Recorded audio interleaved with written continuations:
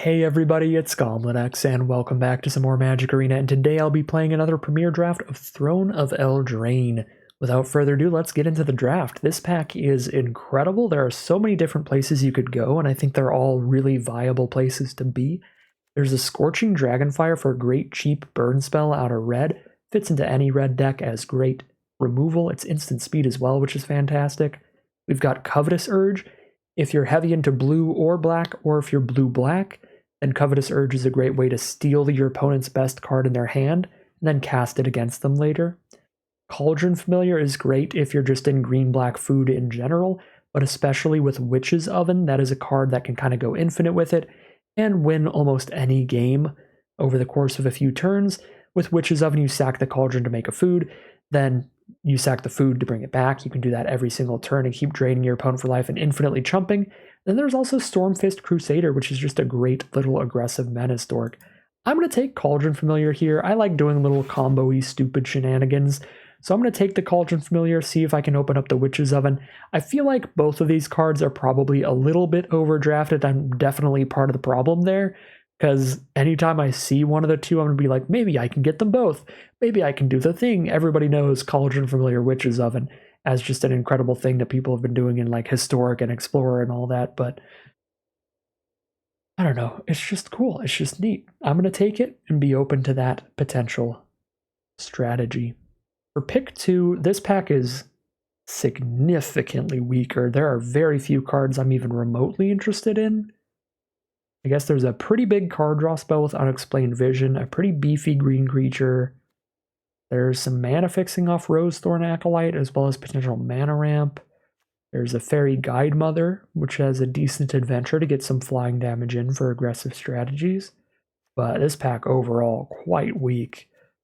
I think just take the Mana Dork, I guess. I'll just take a Rosethorn Acolyte. Very, very unexcited about that pack. But hey, sometimes you find the thing.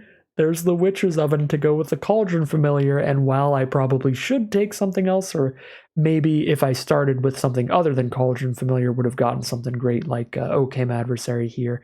Because I started with Cauldron Familiar, and because I'm a bit of a doofus, I'm going for the Witch's Oven.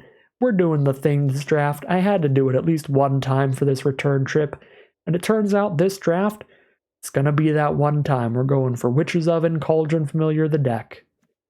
Pack 1, pick 4 now. We've got a Tempting Witch for another piece of food production to find another way to get the Cauldron Familiar back when we don't have the Witch's Oven. Smitten Swordmaster is really good if you have a lot of knights in your deck. So if we end up in red-black or black-white, this will be great. And even just a 2-mana 2/1 lifelinker is not terrible. I could take the Swordmaster. I think the Swordmaster could be a bit better for black-red or black-white, whereas the Tempting Witch is only going to be better in black-green, really. So this is better in a couple more archetypes, so I'll go for that one. Not a super exciting pack here. I think the best card is the Red Cap Raiders, just super beefy for the cost. Constantly attacking as a 4/3 trample for 3. Well, I know what we're doing, because that's a Trail of Crumbs, pack 1, pick 5, and I think this card is incredible. When it enters the battlefield, you create a food token, and now every time you sack a food, you get to spend 1 to look at the top 2 cards of your library, reveal a permanent from among them, and put it into your hand. So you get selective card draw off of every single food token you produce throughout the game. And the thing that's even more crazy about this is you don't have to specifically sack the food to the food's ability.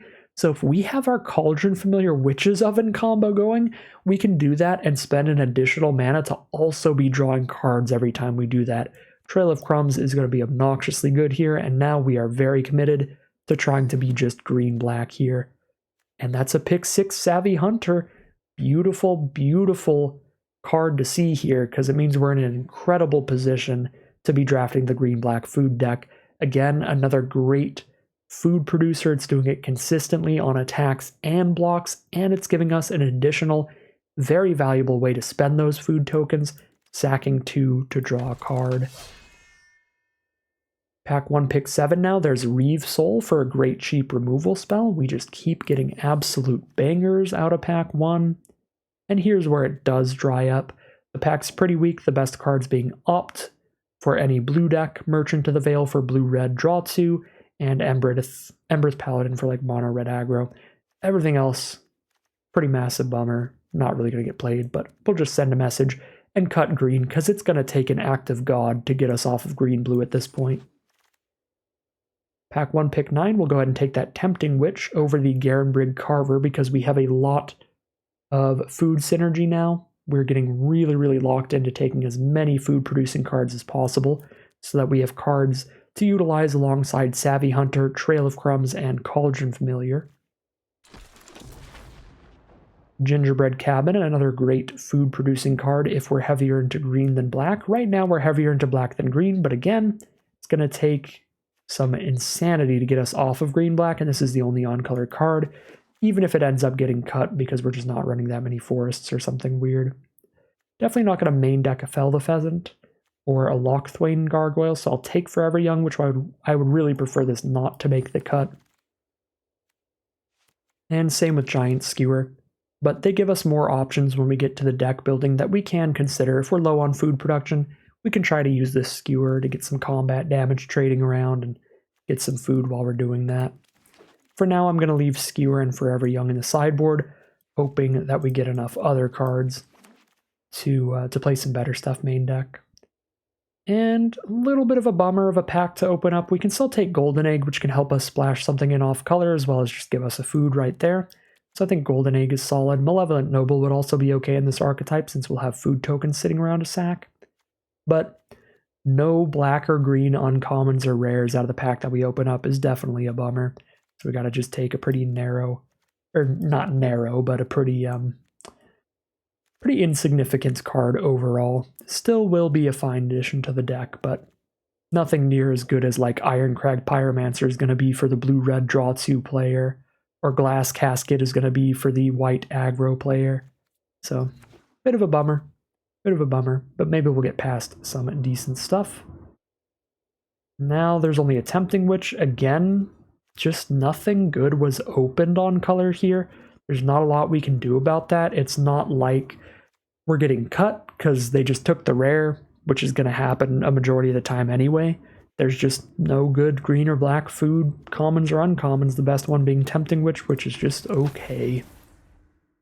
Alright, we are still getting a bunch of Tempting Witches at least. The Merfolk Secret Keeper for the blue-black mill nonsense. But we're not doing that. We'll take another Tempting Witch or a Smitten Swordmaster just for a lifelinker again. I'm not going to have a lot of knives. I hope I don't have a lot of knives right now. We're not going to have a lot of knights for the Curry Favor adventure there. But it's still a 2-mana 2/1 lifelinker, and I need some 2-drop creatures. Currently have 1 right now. Yeah, I'm going to want some creatures to play early in the game. I'll take the Swordmaster over a 3rd Tempting Witch. I don't think I'm going to want to run more than like 3 copies of the Witch maximum. And at this rate, it seems like I'll get them pretty late. Now is where we have to consider that we might be getting cut. From this point on, it's getting cut rather than getting unlucky, most likely, because we'd have to be getting really unlikely to just be opening up these bad of cards in green-black. But to be fair, these are also just terrible packs. The only good cards here are Charmed Sleep, which is fine blue removal, and Wildwood Tracker, which is a fine aggro card for like green-red. Could still be an okay aggro card for us, and I guess it's the pick, because I already have 1 Forever Young if I need to play that, but this is a really weak pack. Deafening Silence, Bartered Cow, Knight of the Keep. A lot of these cards are just completely unplayable for everybody. And that's kind of how the last couple packs have been looking too. Alright, pack 2, pick 5. At least we have found a Garenbrig Paladin here, but again, really weak pack overall. I'm not going to do this for every pack, but if I wanted to tally the number of cards that I would consider very close to unplayable, it would be Spyglass, Shriek, Spider, Beloved Princess, Prized Griffin, Wishful Merfolk. Queen of Ice is still real close. Joust is still real close. There's nothing I would say is good. The closest is Flutterfox. Very, very low card quality this draft. Now we just take a Tempting Witch. This pack's a little better than the others. There's actually a Castle Ardenvale in here for a mana sink. Scavengers for a big top end card for a deck with any artifacts and enchantments. And then, you know, filler creatures outside of that. But dwarfs can be good if you get like 3 copies plus. Well, the packs aren't getting any better for us, but at least they're getting slightly better for other people. Maybe somebody's mono red, maybe somebody's blue white artifact enchantments. Everyone else is going to be very unhappy with this pack.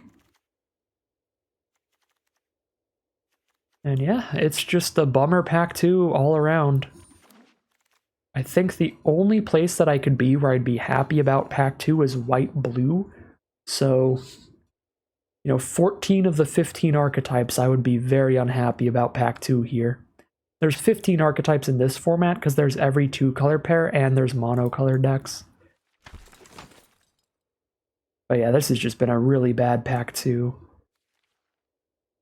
Again, nothing playable for any color here. I wouldn't play these in any deck. Well, we got the Tempting Witch back.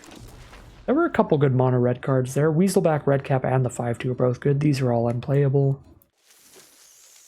We need some good stuff out of pack 3 to make up for that pack 2, because that was abysmal. It does feel like we are getting cut a little bit, which is awkward. We got this Savvy Hunter, pick like 3 or 4 or something, so kind of like relatively late. So pack 3 should go a lot better for us because we're going to be getting passed from the players that passed us a Savvy Hunter and some stuff. So this pack was not ideal at all, but to be fair, it was really unlikely to go much better. The only place that it would have went much better would have been if we were in blue-white artifacts and enchantments, and with how pack 1 went, I think even if we didn't just hop onto the Cauldron Familiar train immediately, it would have been hard to end up in blue-white artifact enchantments there. Okay, pack 3, pick 1. We take the gigantic Feasting Troll King. Quadruple green is a little difficult, but we have a golden egg to help with that, and it is worth the difficulty because it's a 6 mana, 7/6 Vigilance Trample. It makes 3 food tokens when we play it, and we can sacrifice those 3 food tokens later to bring it back from the graveyard right to the battlefield, not even our hand. So good card is good, and we will take it.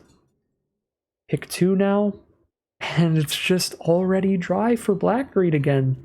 They only took the rare. There's no green or black uncommons, and the only common for the archetype is Tempting Witch. This has not been a great draft, and I don't think much of that was self-imposed. This is just some really bad luck, statistically. Now we get an Outmuscle, which is very reasonable to fight something off. Now we grab a Malevolent Noble. Again, blue-white artifacts enchantments looking like the place to be. There were a couple blue-black mill cards as well. Not much here, just a Malevolent Noble. Pass from there. There we go, Fierce Witchstalker. This is like the best common for green-black food that we have seen all draft, and we've seen it pack 3, pick 6. So, this...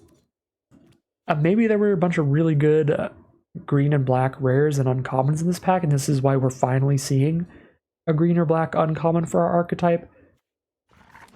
But could just as likely mean... okay, I was gonna say, it could just as likely be that we're just, no one is opening good cards for green-black, and pick 7 makes that look much more likely, because there's Curious Pair, which is quite solid for green-black food, Cauldron Familiar, which is incredible, and a black rare that's very strong, Oathsworn Knight, a 4/4 that just can't die. Every time it gets damaged by anything, you just remove one of the counters, so it goes from 4/4 down to 3/3, down to 2/2, down to 1/1.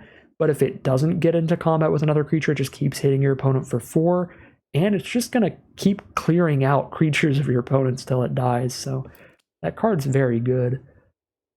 I don't know if I'm heavy enough into green for triple Gingerbread Cabin. I'll take the Twin Veil Treefolk here. But yeah, that was a pick 7. We just went pick 6 Witchstalker, pick 7 Cauldron Familiar. I don't think we're massively contested in green-black. At least part of this is just the good cards for our archetype not being opened, which is a bummer, but it definitely happens. So this is kind of it. This is just our deck. We don't really get any other choices. because we just did not see enough good cards for the archetype.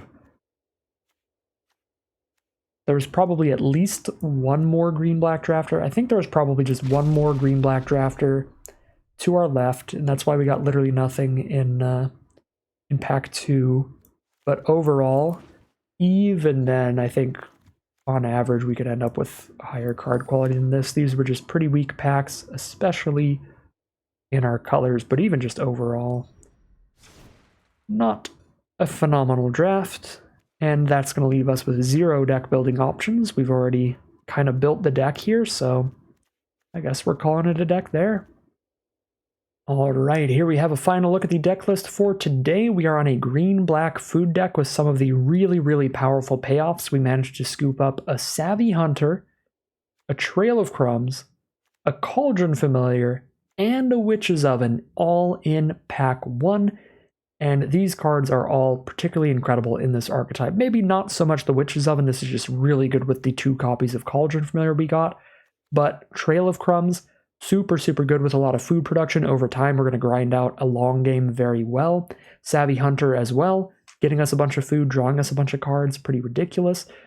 And of course, Cauldron Familiar, even if we don't have Witch's Oven, just being able to constantly come back from the grave, constantly drain our opponent for life, is super, super nice. So that at the core of the deck is really nice. We've also got some really solid creatures on curve like Fierce Witchstalker, Garenbrig Paladin, some good 2-for-1 adventure cards like Garenbrig Carver, Twin Veil Treefolk, and then the Feasting Troll King at the top end, but we did not get a ton of great filler into our deck, so we have some weaker cards for sure. Rosethorn Acolyte I think is still on the okay side of things, but I don't love our 2-drops having 2 Malevolent Noble, 2 Smitten Swordmaster. I don't think either of these cards are like ideal for this deck, but they're both fine.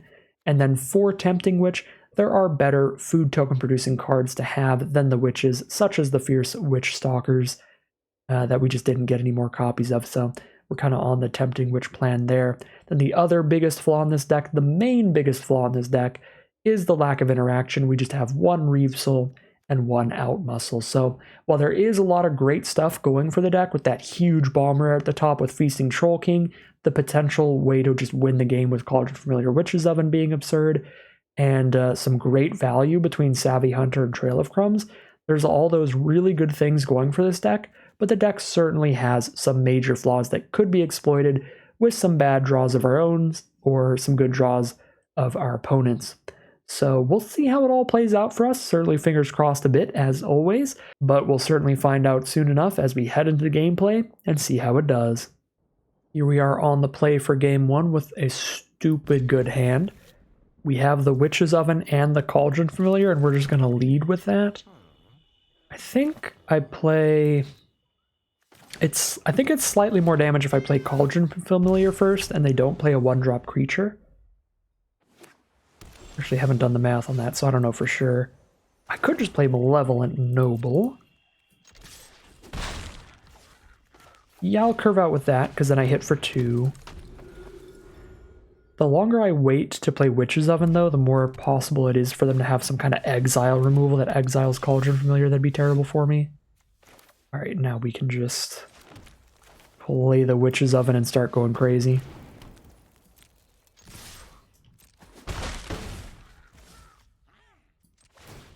Sack the Cauldron Familiar, and I can bring it back at instant speed, right? Yep. That card is pretty busted. Got a Savvy Hunter coming up. There's a Tome Raider, which gives them 2 1/1 flyers, which is very good for them. Go to our turn, bring the Familiar back. We're down to 14. There's a Tempting Witch for another food. Not that exciting. I think I'd rather just play Savvy Hunter.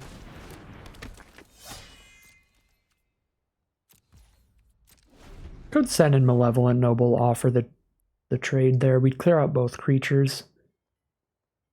If I wait till I have some mana up with the Malevolent Noble, then I could, after like Savvy Hunter's attacking and I have an additional food, sack a food to make it a 3/3. So it can beat 2 1/1s. I'm pretty sure I'm just like cat ovening all game as my main win condition. Just not worrying too much about how combat ends up here. But we do want to find extra damage to speed up that clock for sure where we can. So maybe hold off on Savvy Hunter till post-combat, just attack with Noble would have been fine there, but I don't think I had anything I would have wanted to sack yet. Could have sacked the Familiar, but then I would need to find another way to get a food to get things going, but I've got the Tempting Witch to do so, so I think it probably would have been reasonable to attack with Noble last turn, and I maybe missed out on a couple points of damage in it not doing so.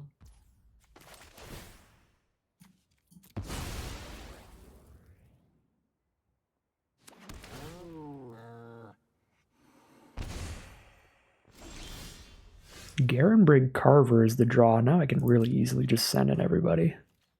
Holding up Garenbrig Carver and an activated ability of the Malevolent Noble here. Mainly, I think I just want a Carver to save Savvy Hunter if they try to kill that one, because that one is a big deal.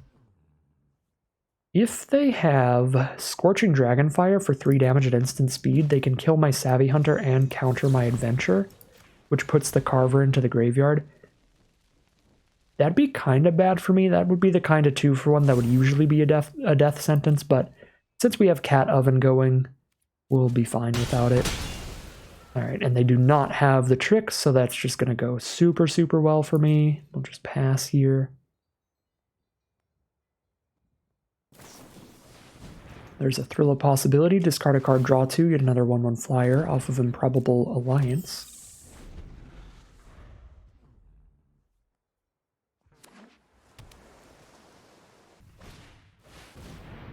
There's a Gadwick the Wizened where X equals 1, so they get to draw a card and got 1 mana up for a red spell potentially. Okay. Sack the cat, drain them for 1, bring the cat back.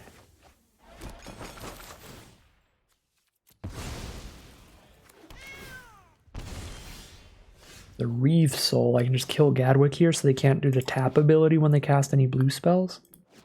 Feels fine to me. The only thing else I could do with my mana is Tempting Witch or Malevolent Noble's ability. Just Reeve Gadwick's Soul.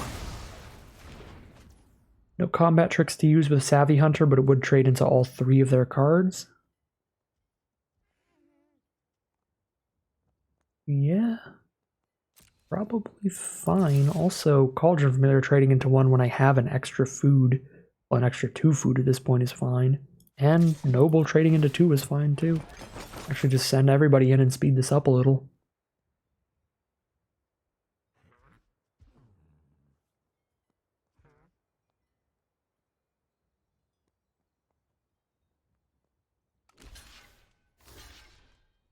Okay, so we're going to kill the Noble.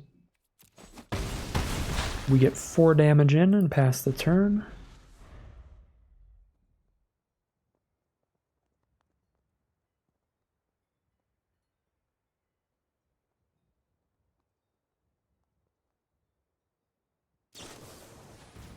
There's the opt, so they're going to get another fairy.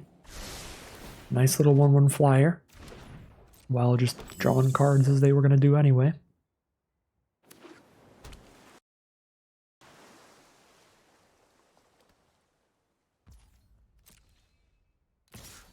Poke me for 1.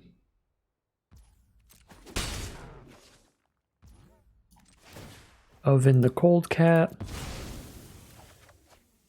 Of Out Hot Eat the Cat.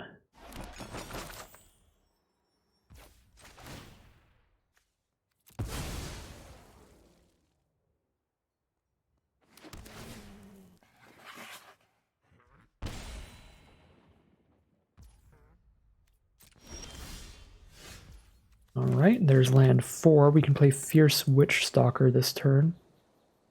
Or Outmuscle, trying to go for lethal, but they have a bunch of mana up, so we'll just see what's up. Turn into a pumpkin to bounce the hunter. Alright, cool with me. Then I just play Fierce Witch Stalker, I think, to get a trampler on board against all their 1/1s.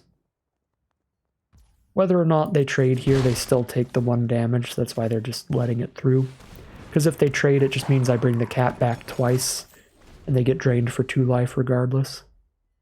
This way they just take 1 and then get drained for 1.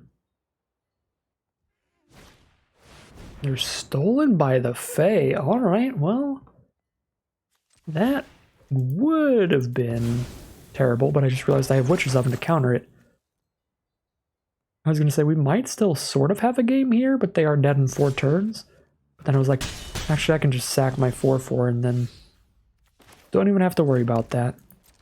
So that would have put it back in my hand and given them 4 1/1 flyers, which would have been definitely a thing. Let's actually play a Tempting Witch here. Threaten to just throw a food at them. Just pie them in the face for the final 3.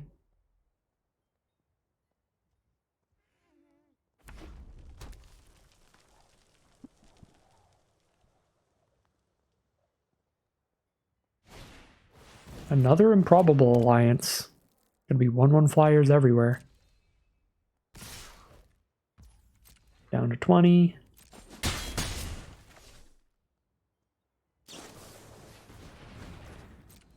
There's Thrill of Possibility to dig for any outs, to not just immediately die.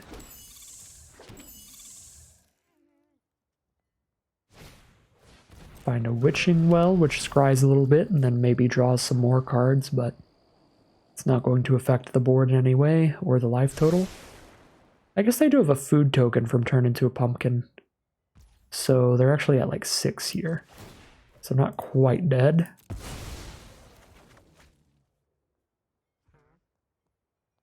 Oven the cat. Of out the cat.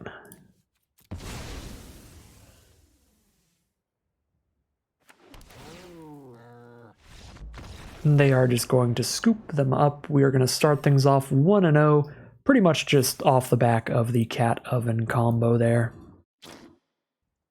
Here we are for game 2 with a pretty reasonable hand. Nothing crazy going on here, but we've got both our colors and some creatures to play out on curve. Savvy Hunter significantly improves this hand. That is a much better 3-drop than a Tempting Witch or a Rose Thorn Acolyte.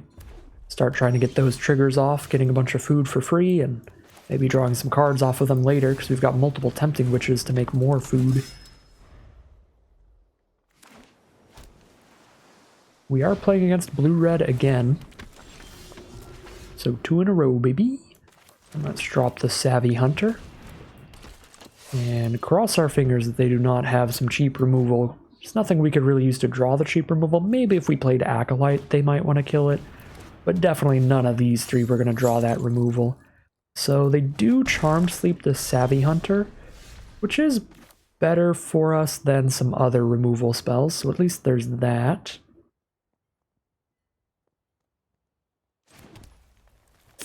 Could outmuscle the Queen of Ice with the Savvy Hunter.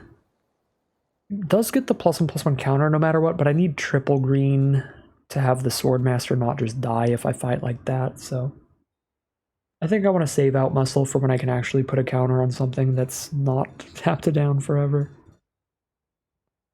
So do I play an Acolyte, a Witch, or a Noble? I'm going to play an Acolyte. Acolyte's going to open me up to being able to actually cast Outmuscle with Adamant next turn.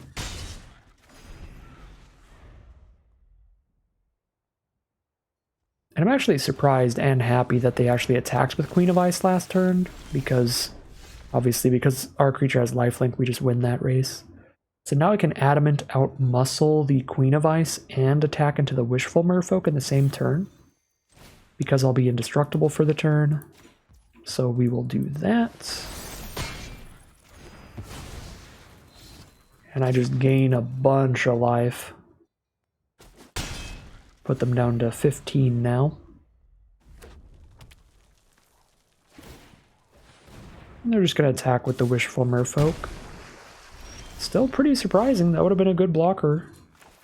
Good trade for the Swordmaster. Maybe they've got the burn for it here. I'm going to play a Witch and a Noble here. And the Noble can sacrifice the Savvy Hunter for value, potentially. Run away together. They're going to bounce both our cards. Fair enough. Rather play the 2/1 lifelink or the 2/2 that can get bigger. Play the 2/2 that can get bigger. I think. Although I don't think I'll be sacrificing the Savvy Hunter unless they force me to win combat. because if I leave it around, just having 2 food becomes pretty good, because we're already at 23. We can just use the food to draw cards. Although with all these tempting witches, I should probably just leave the food to shoot my opponent for 3 apiece. Yeah, let's just play a Garenbrig Paladin this turn.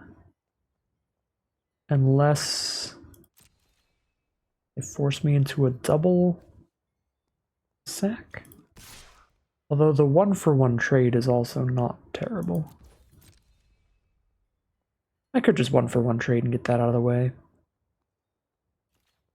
Because if I try to double sack and they have a bounce spell again or a Scorching Dragonfire, that's pretty abysmal for me. And the 1-for-1 trade on board is not bad.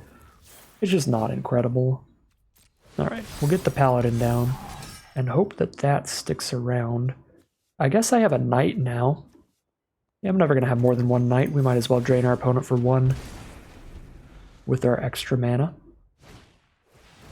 There's the Golden Egg. They're going to draw a card, and they have their own food they can sack, or they can use it for mana fixing. Play Improbable Alliance. That was a rough order for our opponent that they top deck the Alliance off of the card draw spell so they don't get the 1/1. Hit for like 10 on board, so I think I can lethal them. 5, 6, 7, 8, 9, 10, 11, 12. Yes, I hit for lethal here. So that's gonna be game, because they're tapped out.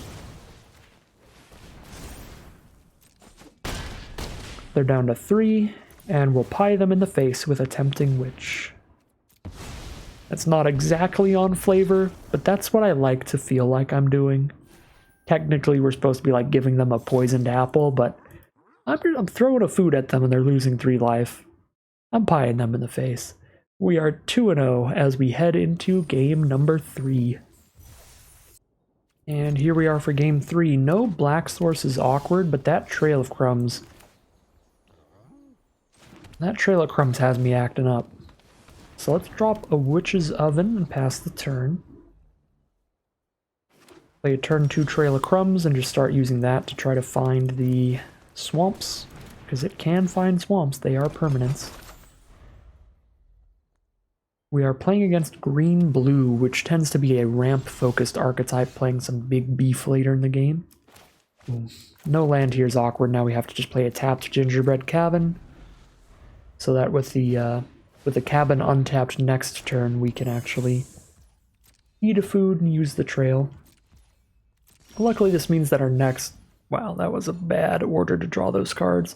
But this means that our next Gingerbread Cabin does get to get a food at least. But let's just eat this food and get a card so that if I hit a swamp, I just play that for this turn instead. And there is the swamp, which I need pretty desperately, so goodbye, Tempting Witch. I play the swamp and pass. Next turn we probably play the cabin unless I top deck a swamp, then I play another swamp so I can cast 2 spells in 1 turn. Although I don't want to cast my removal spell on Tome Raider, so it'd be Noble plus Witch if I hit a swamp. We do hit a swamp, so we're going to Noble plus Witch it up. I got a 2-mana counterspell here. Oh no, they have Golden Egg holding priority at least.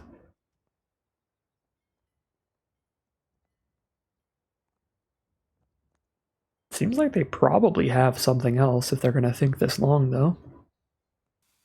And again, important to keep in mind, as I have said with Trail of Crumbs before, it doesn't matter how we sacrifice the food, as long as it gets sacrificed, we can spend the 1 and draw the card. So if I want to throw it at my opponent's face and draw a card, I can.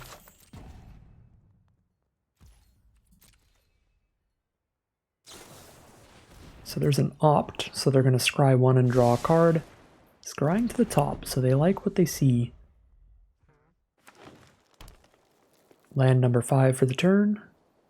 Well, for the game. If they played 5 lands in 1 turn, I might have to start calling the Magic Arena judge. Garenbrig Paladin, great draw, but that's 5 untapped mana, including multiple blue sources over there, so I think I'm rather just grinding things out with Trail of Crumbs. I guess we just send in the Malevolent Noble and see what happens there first. So let's play the cabin before I do that, so I have a little bit more expendable fodder to sacrifice to Malevolent Noble,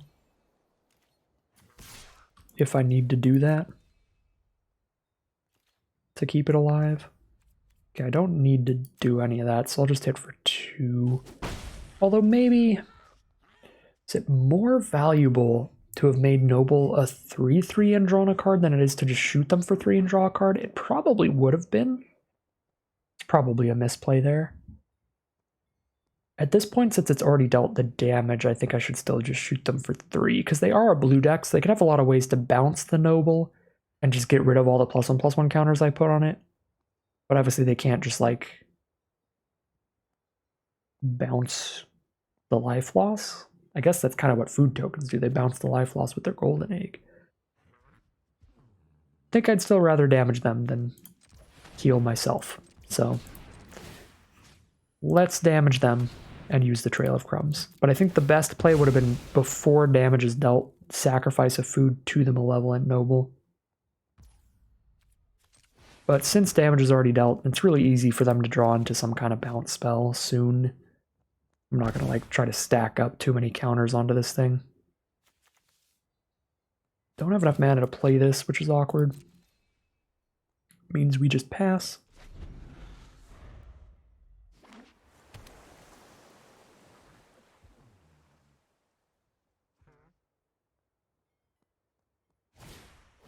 Yeah, I think the best line probably would have been to just do both. Like, shoot them for 3 and get a counter on Noble, because I can't shoot them for 3 twice in one turn, but I do have enough mana to sack 2 foods here. So, yeah, now I will get a counter on Noble. Which, since I missed the opportunity to get an extra damage, I already, this plays out just the same as if I chose to get the Noble counter earlier. Another food. It's reasonable. Super reasonable. And now Noble's a 3/3, so it can attack into the double 1/1. There's one of our Cauldron Familiars. That's going to be game-ending here. I guess we do have 2 Cauldron Familiars in this deck, so I should have kept that in mind as well when drawing cards, is that if we draw into a Witch's Oven, we're so likely to find a Cauldron Familiar at some point that it's going to be really gross. Yet again, I think I'm just sending the Noble in before I do anything. See if they expend any resources into dealing with that.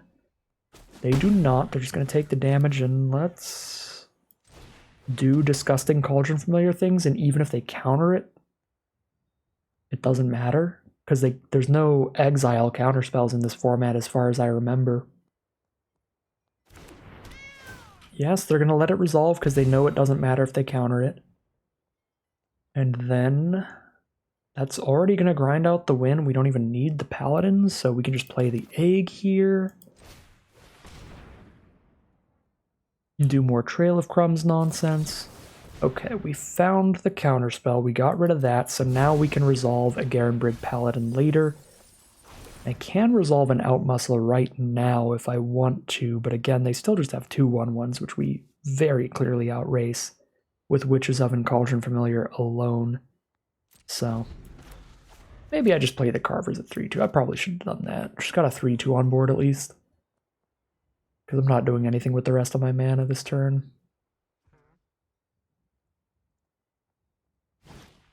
Moonlit Scavengers, tapping out for that, so here comes a Garenbrig Paladin soon. So they bounce the Malevolent Noble, and that is what I was saying, they're likely to have a lot of bounce there. Come back to our hand, Noble. Welcome back.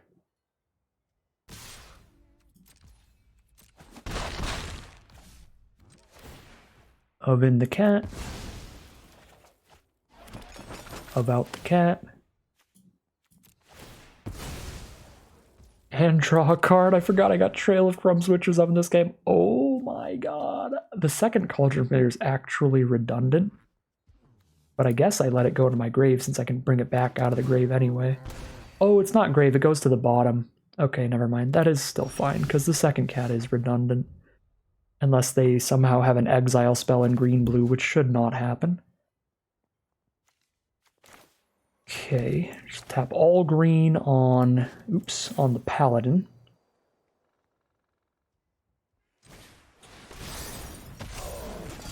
And I don't have the mana to outmuscle the Scavengers, which is slightly annoying, but it's fine.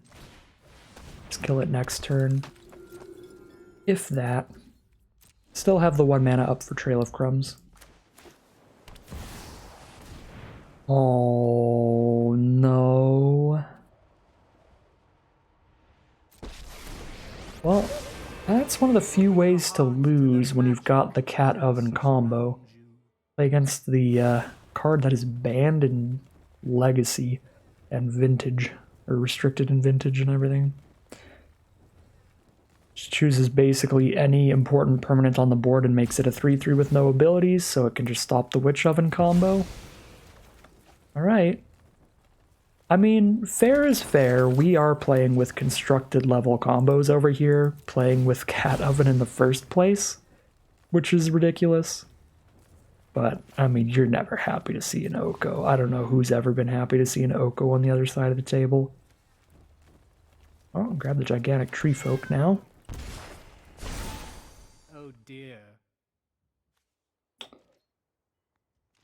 I don't think I've got any way to bring artifacts back from my grave, so there's not even a good reason to, like, sack the oven. To, like, a Reeve Soul or something. If I blow up Moonlit Scavengers, they can't block Paladin at all, and I can just kill Oko and try to win this game the traditional way. But if they have interaction for our out muscle, that's going to be devastating. Because it just counters the out muscle and puts the Paladin back in hand if they have a bounce spell. Still feel like that is by far our best possible line here. Well,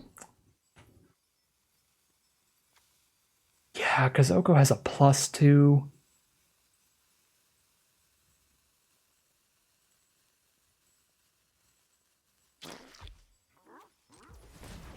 Yeah, the fact that Oko has a +2 means I think I have to try this. Get the guaranteed kill on Oko.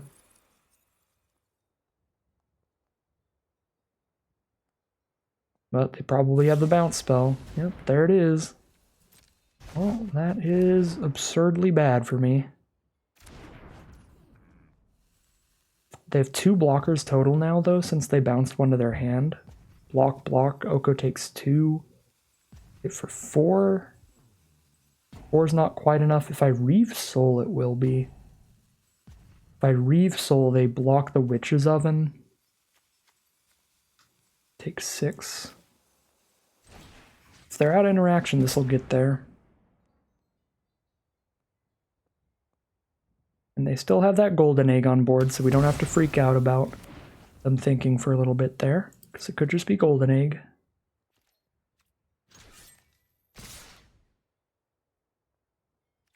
Possible we're supposed to just go face here, but I'm just going to get rid of Oko.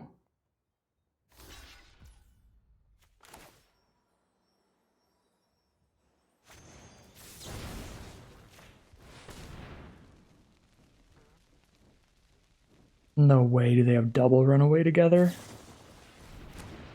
Well, not that, but good enough. So it's a game you're interested in. Oh no. If I went face, we would have dealt 4. They'd be at 5. They have golden eggs, they're basically at 8. I think going for Oko was the right play there. They just have way too much interaction. Now they get even more card draw off of replaying Tome Raider.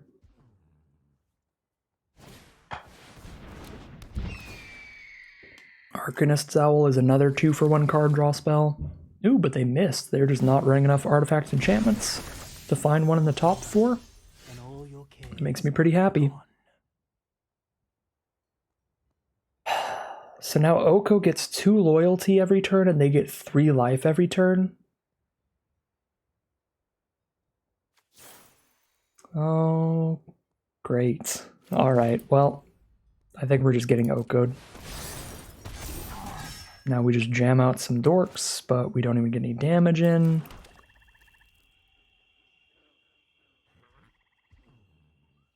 Noble's like a 4/4, still doesn't get through Scavengers.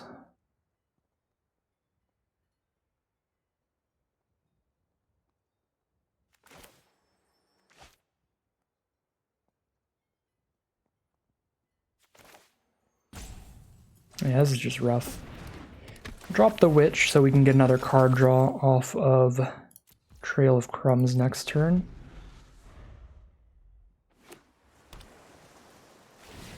But I don't think we can break through a Planeswalker getting 2 loyalty and 3 life every turn.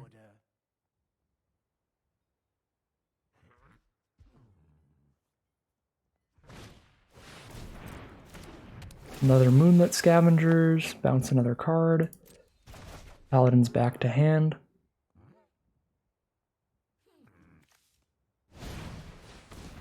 Queen of Ice on the Noble.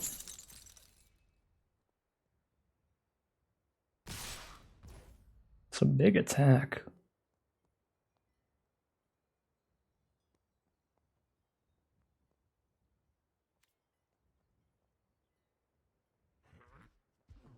They don't have any mana up to eat any food. I currently have 1 food. So if they block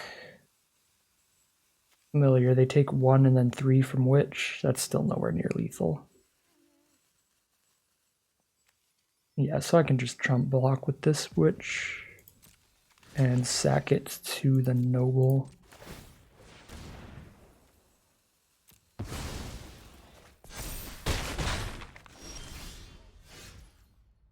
Okay. They have 9 life gains sitting on board. They're basically at 18 unless I kill them while they're tapped out. They'll be at 21 next turn. Oh, Oko. Let's... Paladins just don't break through the 4/5s now.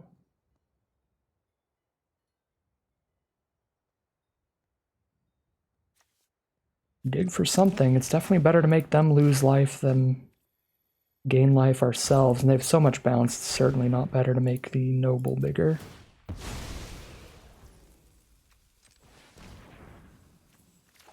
Acolyte. Play the Acolyte and the Paladin, exactly enough mana to do that, I guess.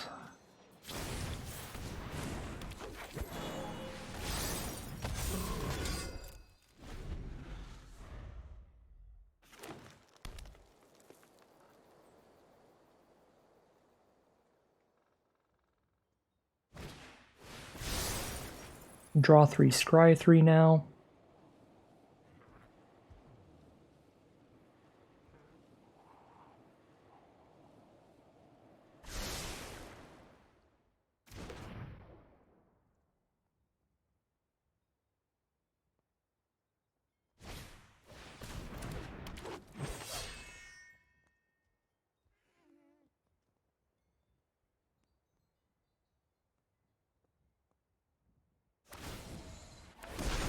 More food.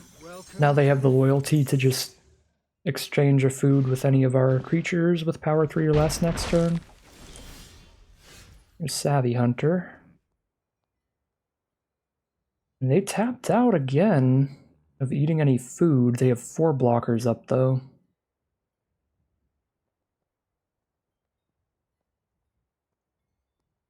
Make my Paladin a 7/7. They still double block and kill it.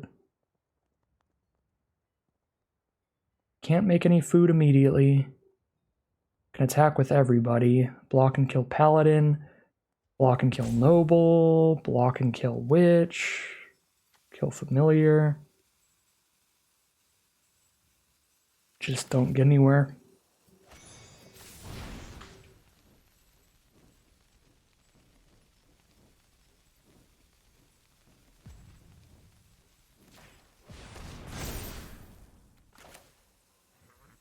Six mana to play this. I can play this, or I can play Carver plus Hunter.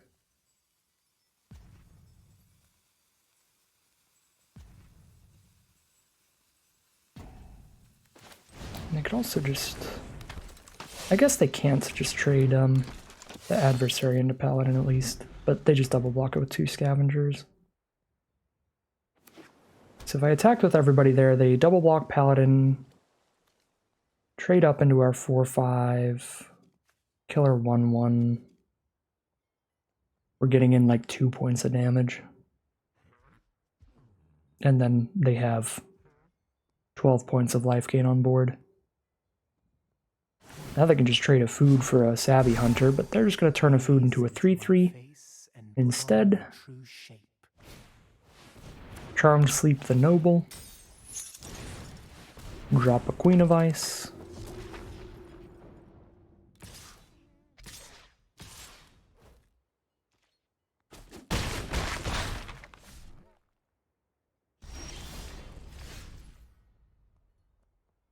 They have enough mana to gain 6 life right now.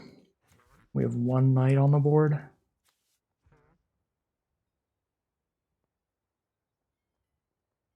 So they're at 12, we put them to 11. They have 1, 2, 3, 4, 5 blockers for 1, 2, 3, 4, 5, 6 attackers. Still not getting anywhere.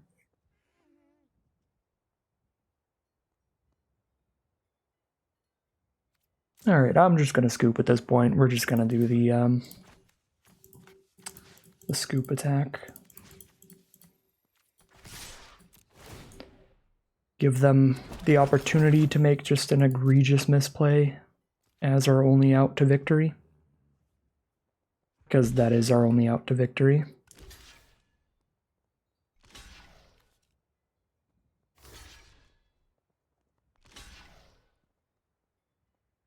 I think this is all fine on board.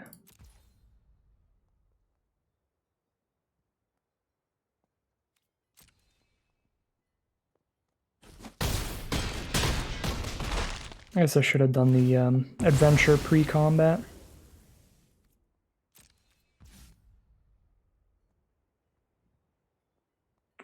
Might be at the point where I need to gain the life off of the food, rather than shooting them for 3 when they have 12 or 9 life banked. I think we are, unfortunately.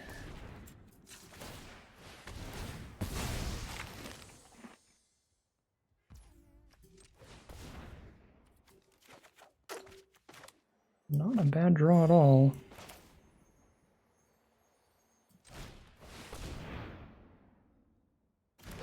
Yeah, the Swordmaster line was pretty bad. I should have,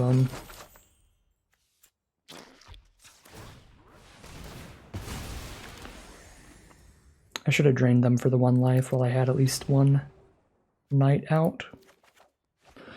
Troll King is something.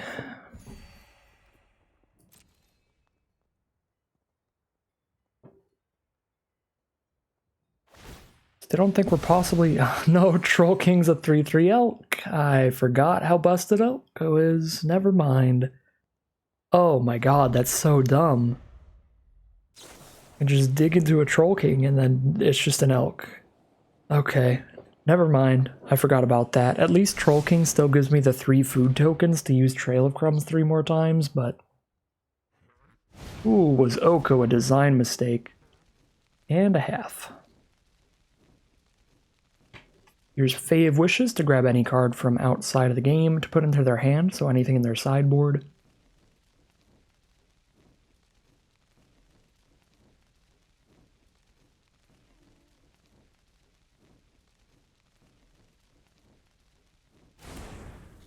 Just get their big draw 3 spell, do it again.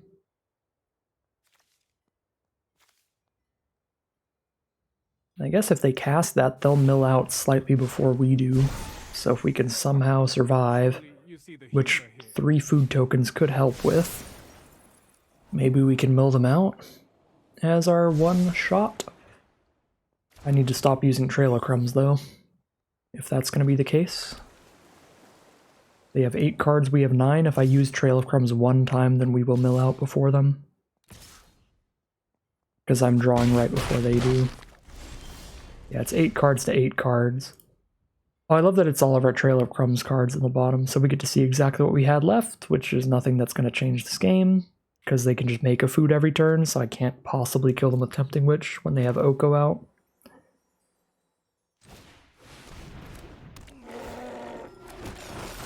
Nothing in this deck is going to survive 8 attacks from all these flyers, and I don't have any removal for the flyers either. Yeah, I mean, I'm a proponent for playing it out, but there's literally, I mean, we know our deck, there's literally nothing that's going to change the course of this game at this point. We'll move on and conserve everybody's time. we got Oko'd, and we got Oko'd hard. Their other cards did some good things, particularly the Moonlit Scavengers for sure. But if it had not been for Oko, they wouldn't have gotten close to flipping that game around. Oko was really the deciding factor by a lot. But their other cards are quite good as well. The multiple scavengers to go with the Oko is what made it possible. It was possible that even with the Oko, we still could have like steamrolled and gotten our last few points of damage in, but they had the good follow through alongside the Oko. But without the Oko, their other cards were not strong enough to just completely stop the Cat Oven combo at least, or even some of our more aggressive attacks later potentially. So just losing to Oko, as many Magic players have done. We are now 2-1 as we head into Game 4. Getting a taste of our own medicine with our constructed worthy cards. Here we are now for Game 4. Our opponent is on the play. I don't love that, but I do love turn 2 Noble into turn 3 Savvy Hunter. Oh no, they've got a Love-Struck Beast? I forgot how many insanely powerful rares are in this set. And cards in general. I mean, Cat Oven is ridiculous. Love-Struck Beast was spectacular. Oko is one of the most busted cards ever printed. This set was crazy when it comes to power level. And it feels like the disparity in card power level is really high as well, because, I mean, as we saw in a lot of our draft pods, there were certainly some really weak cards that you just wouldn't even put into draft decks. But then there's also cards that are just like some of the strongest constructed cards ever printed. It's kind of crazy. It was a wild time. It was a wild set in general. And our opponent has their card that is an incredible 2-for-1, a 1-1 on turn 1, and a 5-5 on turn 3. Into the Fierce Witch Stalker 4-4 Trample. We're going to fall behind real quickly, mainly because of the 3-mana 5-5. We've got the 4-4 to trade into their 4-4, but we still have to deal with the 5-5, which we can't right now. I can't attack into the 4-4. I mean, I can with the Carver, at least, I guess. And I'm not holding up a good block for the 5-5, but when my good block, quote-unquote, for the 5-5 is to lose my Savvy Hunter and my Combat Trick, it's actually not that good of a block, so I'd rather just try to trade my Witch Stalker into their Witch Stalker. And this can guarantee me a card draw, thanks to getting the food token from the Witch Stalker. Alright, probably have to trade into their Combat Trick here. I can't exactly just take 9 to the face. They do not have a Combat Trick, so that's good for us, but they've got a second Witch Stalker, which is not. Okay, we gotta draw a card here. We gotta find some outs. Gotta find them quickly. None of these are outs.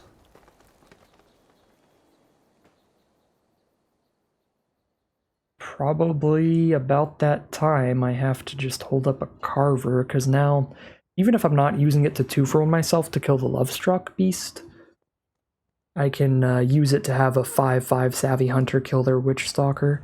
So let's play Tempting Witch and hold up Garenbrig Carver's +2/+2 ability. So if I do declare a block with Savvy Hunter, I can draw a card with it before it dies, or after it kills the Witch Stalker. Okay, gonna have to be before it dies, because now we cannot kill anything without losing Savvy Hunter.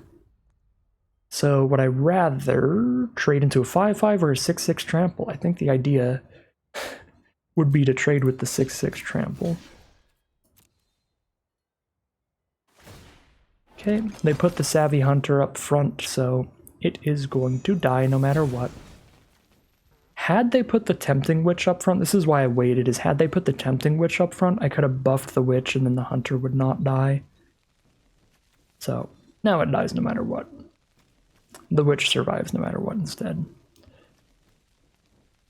Just buff the Witch anyway, just in case they flip-flop somehow. And the Witch jumps in front of the Savvy Hunter for some reason.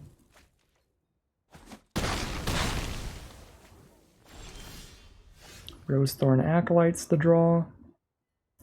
There's a bit of an argument to be made that we could just be eating food to buy some time, but if we're not drawing into solutions to the 5-5, we're going to be dying, so spending the food to draw cards, I think, is still the right line here. We gotta go for a double block. Swordmaster plus Carver.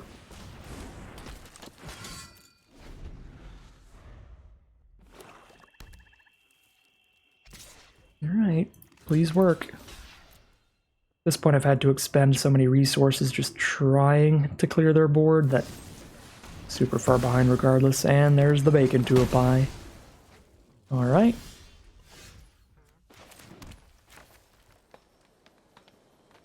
Drop Acolyte Noble, then triple block Lovestruck Beast, or I could just play Noble and Golden Egg. I could eat the egg, that's a 3/3. I can't stack up enough power playing Noble unless I draw another permanent to sacrifice. So I don't just play Noble holding all the mana up, just play everybody. I guess I should have just started with Golden Egg since I was going to play it all anyway, but hitting the forest means it doesn't matter the sequence. Wouldn't have drawn into anything better to play. Now they get to clear out our 2/3 and our 2/2. If they have any combat tricks, they get to clear out everybody.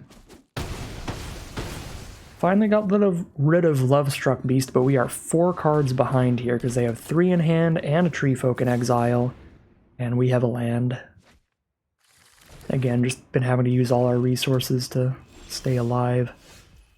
Another Swordmaster for another lifelinker, I guess, is a thing. Drop that down and pass the turn.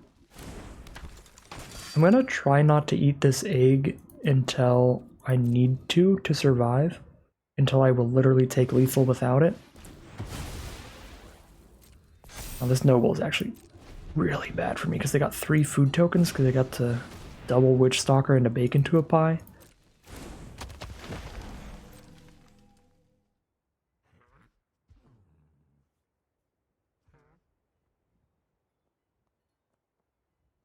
But yeah, if I hold on to this egg, then if I draw into a trail of crumbs, we can use it to dig for maybe like Cat Oven or some stuff.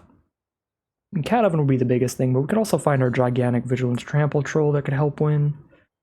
Help turn things around.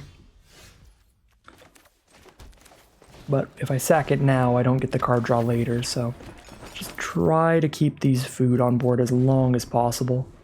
I should have still held that land in hand. Oh, wow. Humans get -3/-3 till end of turn.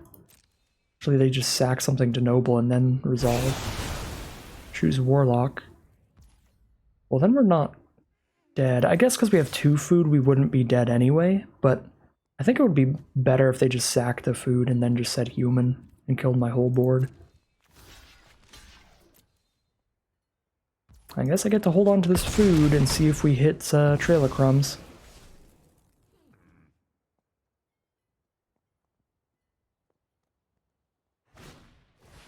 Just forever. Okay, we're dead. Immediately redraw the bomb rare Lovestruck Beast. Actually, I think Fierce Witch Stalker is better for them.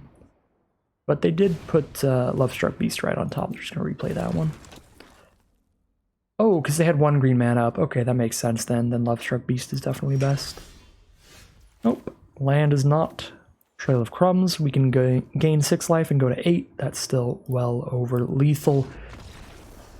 Unfortunate stuff there, just get absolutely bombed out again, this time by Lovestruck Beast, a brutally efficient beat stick, and definitely exploits one of the biggest weaknesses of our deck, which is the lack of removal. If we could have found our 1 like Reeve Soul there to clear out their 1/1 human, we could have stopped that beast from attacking for several turns, and then maybe keep up trading off into Witch Stalkers, try to grind things out later, but we are very, very low on removal and did not find the removal that we had, so 2-2 it is as we head into game number 5. We've got the Cauldron Familiar here, that's half the battle. Drop that down and pass the turn.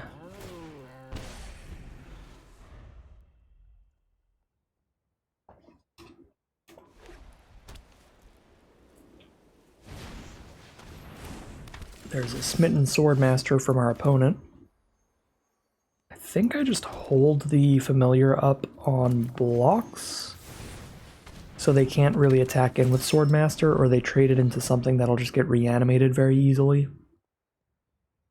And then we just play our own Smitten Swordmaster. Ooh, they're gonna curry favor with their second Swordmaster.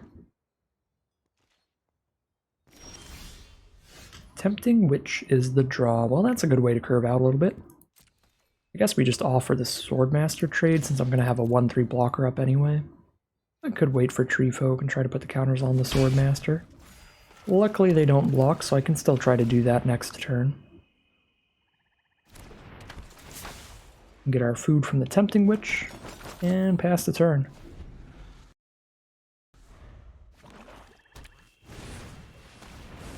Here's their next Smitten Swordmaster. And that is all they've got. They've got 1 white mana up, so we should be safe to just put some counters on the Swordmaster, and then it only trades if they double block, which would be a fine trade for us. Since we only kind of spent half a card, we just spent the Adventure to buff the Swordmaster. Ooh, single block plus a combat trick? Ooh, okay. Single block and Shepherd the Flock to return the Swordmaster back to their hands. They get to chump block and still have the Swordmaster for later. Plus they get to play its Adventure again. Revenge of Ravens. One of the most obnoxious cards in the format. Makes it so it is completely useless to attack with anything with 1 power. Attacking with 2 power creatures is still not great. We can definitely keep attacking with Swordmaster at least. But yeah, if I attack with these 1 power creatures, they just gain a life for each one that I attack with. Should I just Reave Soul and get damage in while I still can? I think I should. Because what we know of in their hand is just another 3/1 and a 2/1. Cash in a 3 life point swing here.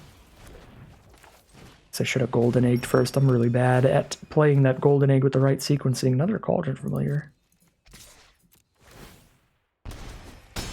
That's a thing. Pretty terrible against Revenge of Ravens, but it is still a very good blocker against all their 3/1s at least. 3/1s and 2/1s and all that kind of stuff. But it certainly does not get to attack in ever.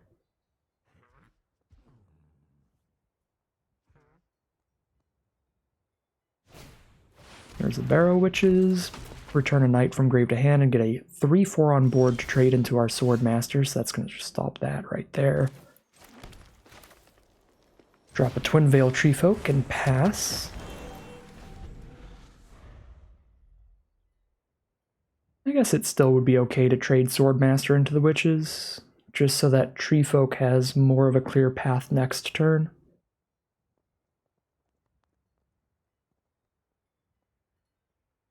Yeah, I probably should have taken the trade. I just really don't like that they're just going to gain a life straight up. Ayara. Uh-oh, is what I was trying to say until I choked myself for some reason. Whenever any black creatures hit the board, they drain us for a life, and they can sack 1 to draw a card, so then I can just like chump and sack over and over and over. They also have 7 toughness total, so they could just double block Tree Folk and I only kill Ayara. Yeah. I guess I have 9? I have 9 points of damage I can deal with Tempting Witch right now. So let's try to break through some of these blockers. We'll see what their little 2 mana trick is here. That would be the reason they're not playing Shepherd of the Flock. Just going to be return Tree Folk and Witches to their hand to run away together. That would be super annoying, because then they can replay Witches again. Well, it doesn't look like it. They take the 6. So drop the Gingerbread Cabin, and we're going to start throwing food at them. They've got a lot of life gain, though. They've got 2 Lifelinkers, Revenge of Ravens and Ayara. This is going to be just so hard to get through. All this life gain alongside this Revenge of Ravens.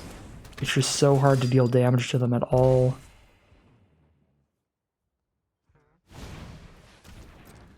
Yeah, I mean, even if I never attack into these Lifelinkers,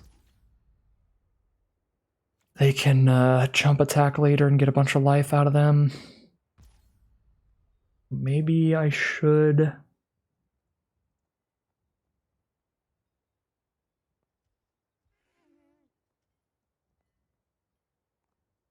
just hold on to the food in case I hit Trail of Crumbs. Yeah. That's 9 damage. They're at 13 plus plus plus in terms of life total.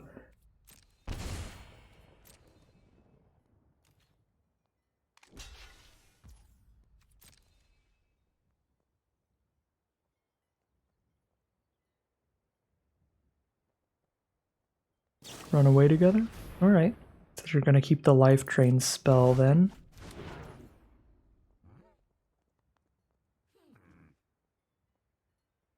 I don't have the mana to put a couple counters on something and recast the tree folk.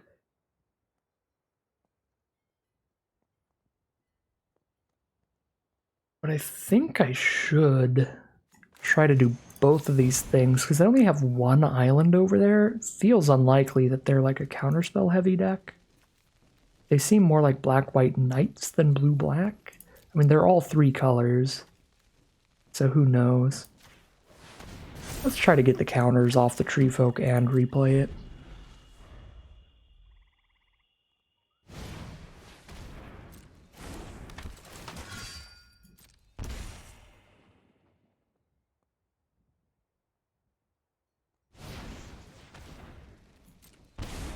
The looping swordmasters continue and our opponent is at infinite life again. Shepherd trades 1 for 1 into Cauldron Familiar, but Cauldron Familiar is pretty expendable. Thanks to its ability to keep coming back from the grave. There's the oven. We've got a plan, which is just oven every turn.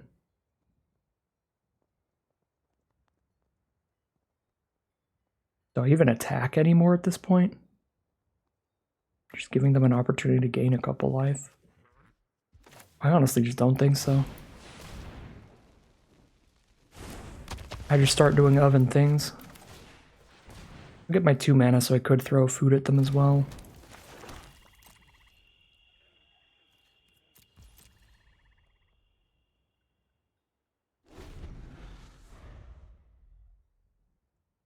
Because now if I draw into Trail of Crumbs, I'm going to trigger it once every turn no matter what. So I don't really think I need to have all these food remaining. All these food tokens remaining. I can just cash in my mana now for damage to speed up the potential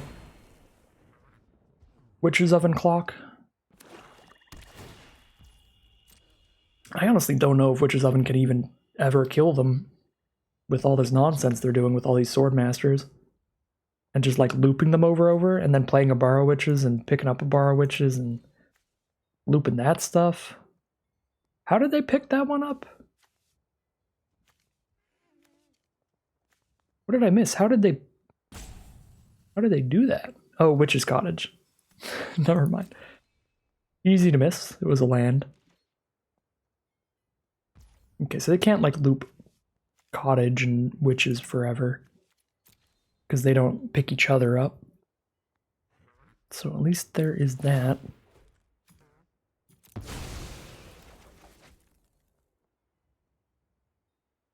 Oven the cat. Of out the cat.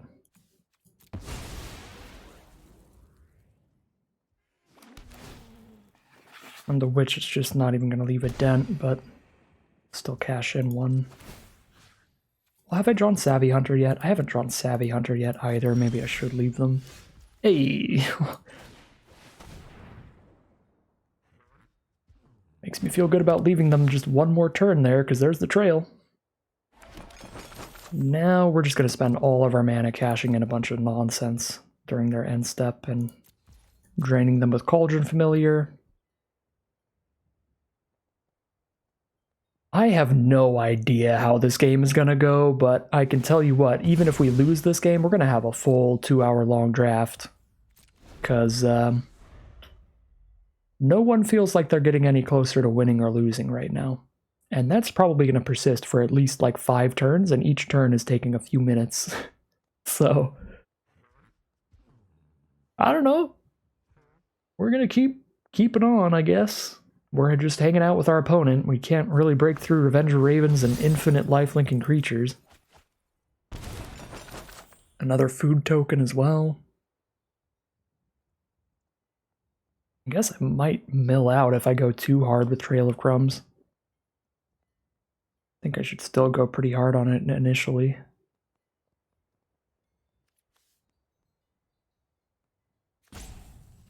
They do have the Smitten Swordmaster in their grave to pick up.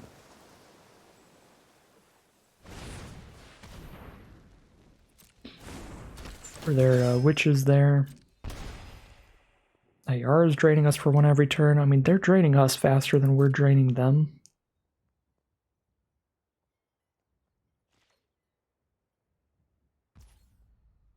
If I had to bet, currently it feels like this game is just going to end with me milling out.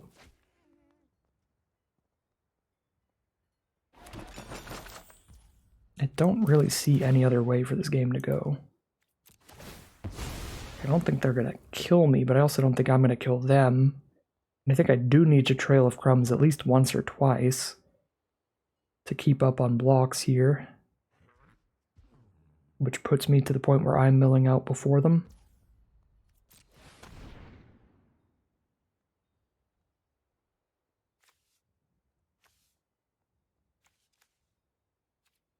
So Cat Oven works in a way where I don't have infinite expendable stuff, because you have to sack the oven to the cat. You have to sack the food to the cat. So Noble doesn't actually like get to sit here and keep getting bigger. I think I just get another food off of this witch.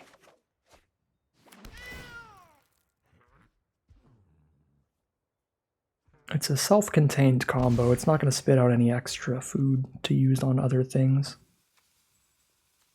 Yeah, let's cash in 2.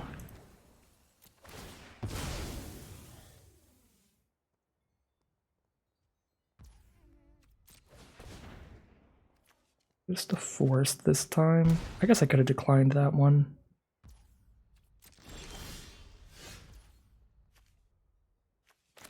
I wish I could have declined that one.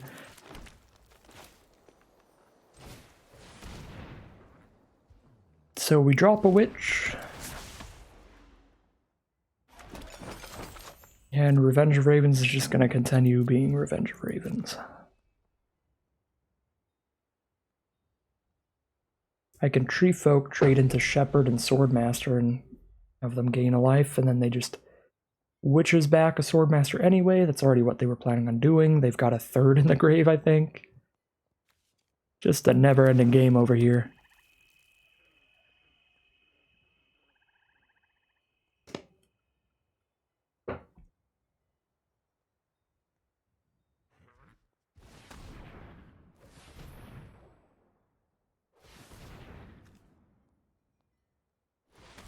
If we can find our Feasting Troll King with our Trail of Crumbs, I think we can get there. So, even though it means I'm going to mill out first, I think I'm still supposed to just aggressively sack food to the Trail of Crumbs. And then we keep digging through the library till we find the Feasting Troll King, and we just keep looping that thing. Got enough food.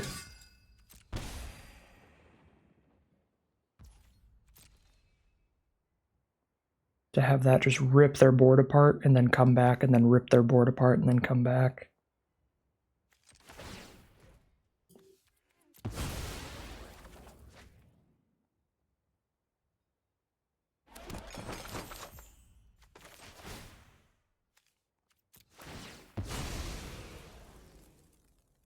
Where are you at, Troll King? Not a Troll King. I could, if I want, just really make sure I don't mill out and just decline here. But I'll take more food. So when I get the Troll King, I use it more times.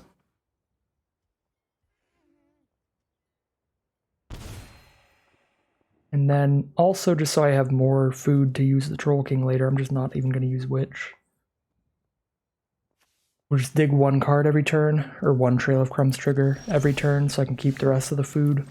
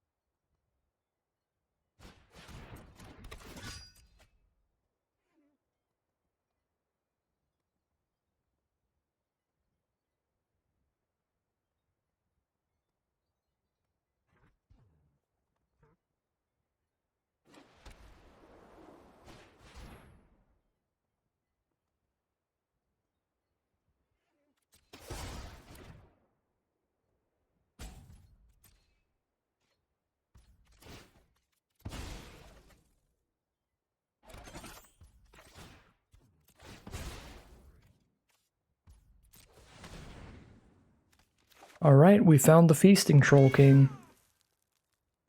Plan assembled. We hope they can't exile it, and I have enough food to just slam it in multiple times.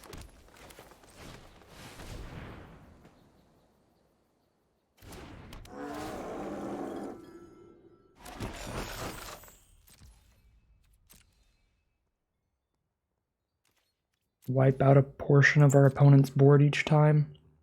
They would need a lot of graveyard recursion to stop that. And even if they can kill it, I can sack it to the Witch's Oven in response and get 2 food out of it. If they try to exile it with something. And that would give me 2/3 of the food that I need to reanimate it. Yep, they're going to start digging, sack the Swordmaster to draw a card. And draw for turn.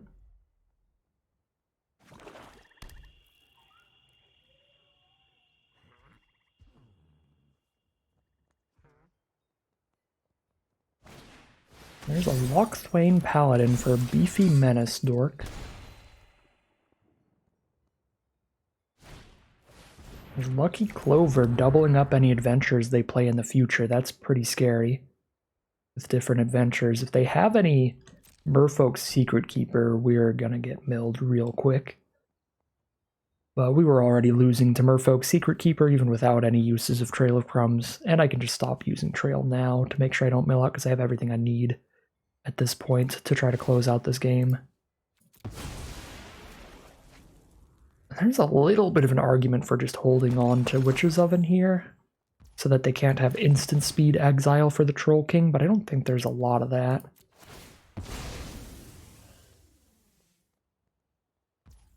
I guess I'll still pay because I can just choose not to. Ah, see, that's the problem. Then I get tempted by fate with Savvy Hunter. I guess it's just a 3/3 that makes more food, maybe. Because I don't want to draw extra cards. I'll decline. It's fine.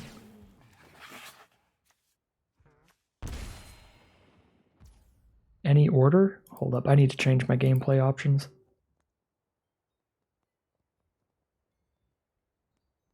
How do I choose the order? I thought it says I put them in any order, so I should be able to choose the order. Is it in the account settings? Oh, nope.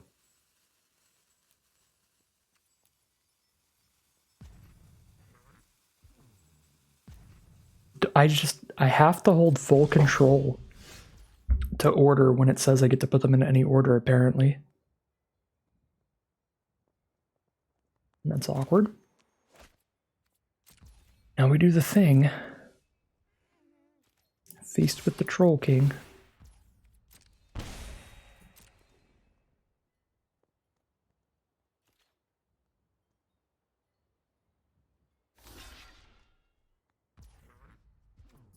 Just a chump. They're gonna run away together. Lash of Thorns. Alright, so they're going to get the first kill on the Troll King, but we will kill Sir Eleonora with this. I don't think I sack the king to the oven. I guess I would kill more creatures off of it later than just one. So maybe I am supposed to sack it to the oven.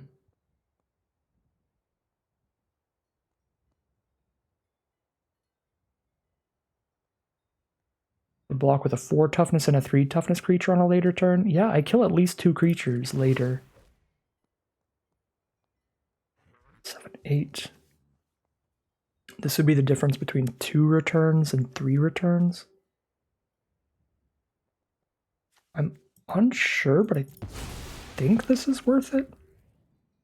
Because I get the double food here. And then every trade that I make now off of these 3 is going to be for at least 2 creatures.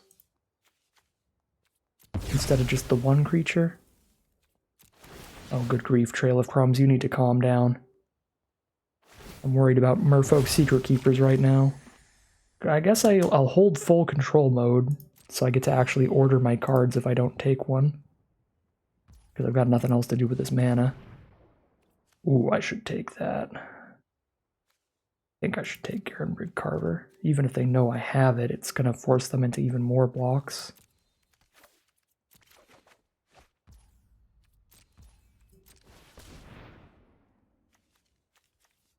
I don't think I take these. Okay, now, yeah, I guess I have to full control mode to order my cards. I'd want to draw Tempting Witch before Noble. We're drawing naturally later.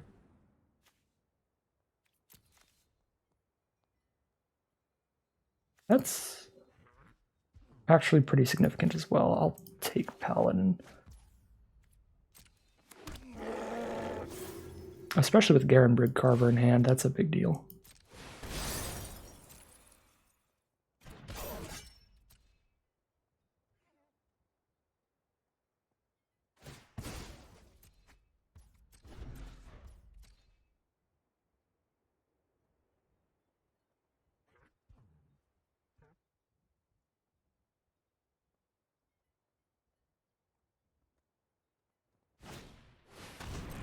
Lost Legion, and they will scry 2.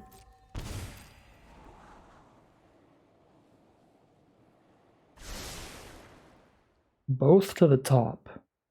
That cannot possibly be good for me.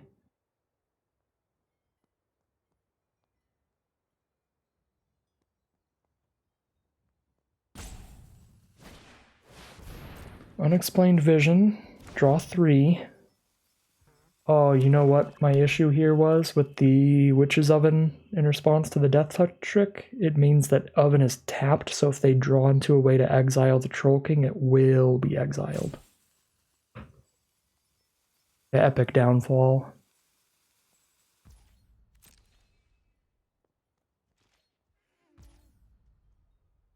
Okay, they're not going to exile it at sorcery speed though, so that's a start for me, and Witchstalker's a beautiful draw.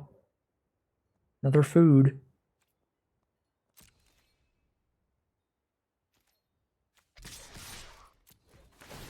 A big enough creature to potentially matter even against Revenge of Ravens. Double block on the Paladin. Single block on the Troll King. If I buff the Paladin, I'll kill both these creatures, which feels worth. Paladin will still die. But I think it's worth it to clear out some more of their board.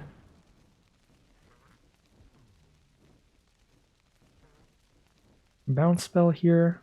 They can do that, it'll put Carver in grave, but a 3/2 is pretty relevant at this point. So I don't mind losing the Garenbrig Carver. Something... Death Touch Lifelink? Okay, so Lost Legion has Death Touch Lifelink. Now I again have to consider, do I sack the Troll King here? I'd have enough tokens for the 3. I think I do. Because I'll kill Paladin Sir Eleonora, and then I can save Troll King to kill 2 things per attack again. Plus I stop their lifelink.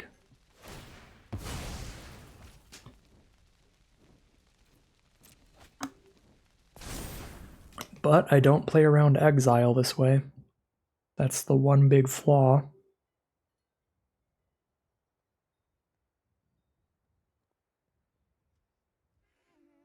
You know what? Still have 8 food total, sack 3. No, let's just let 3 of the board get cleared out and have the oven up in case they draw the downfall. Because I'm about to get food 8, so if I draw one more card that makes a food, I can still pick up the Troll King 2 more times.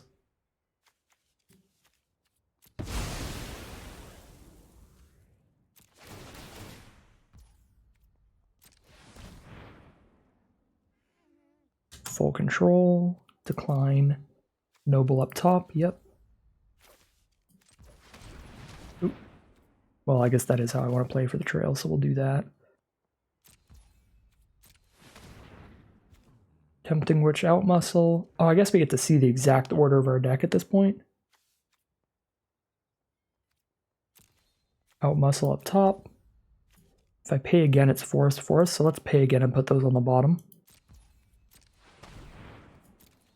Don't care, that's fine. So now we're going to draw Savvy Hunter into Swordmaster into Witch.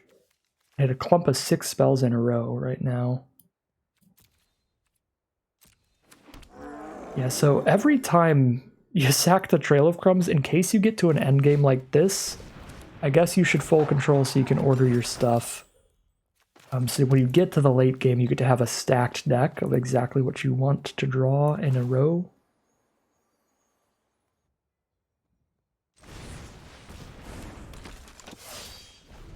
Don't need any mana up to use Witch's Oven, so I'll tap out here.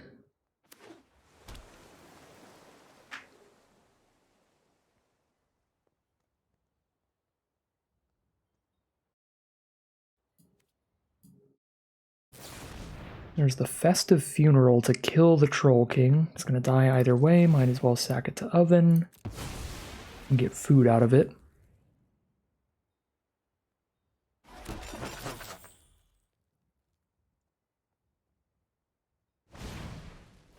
Got 21 life worth of food right now. Double drain on Smitten Swordmaster is kind of scary, but they only have 1 night, so it drains for 2. And Ayara drains for 1. Revenge of Ravens is looking spooky.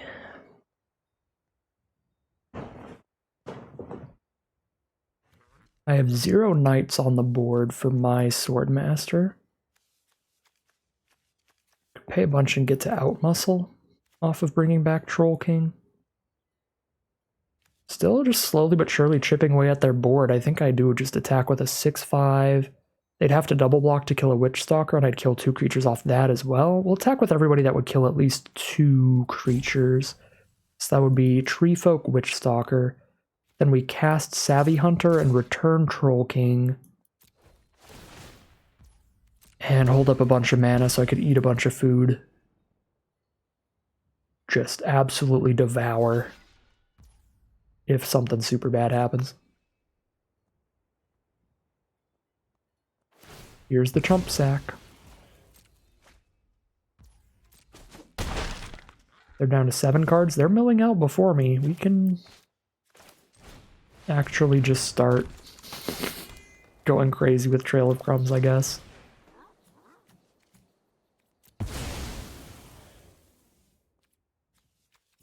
Seven cards, we have 10. I can draw 3 cards. So we'll actually just draw these 3 then. We want Tempting Witch because we want more food. We want... Actually don't want those. And then I don't want those either. Alright, so I could be drawing these cards, but I give up. Wait, it's letting me order now? Maybe I was just blind and it was letting me order before. I didn't notice. Okay. I have tons of food to make sure I don't die. Still have the Troll King. Trying to kill them. I mean, this is a green-black food end game right here. This is gonna be... This one game has taken as long as probably every single other game in this draft.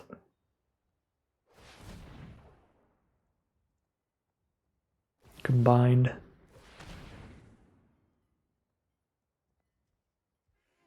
Got that out muscle coming up. That's pretty exciting. We have 9 cards in deck. They have 6. If they have just 1 copy of Merfolk Secret Keeper, though, I think we lose. Because they mill 8 off of 1 copy of Secret Keeper, and I can't kill them in 1 attack. I have to just start Tempting Witching them.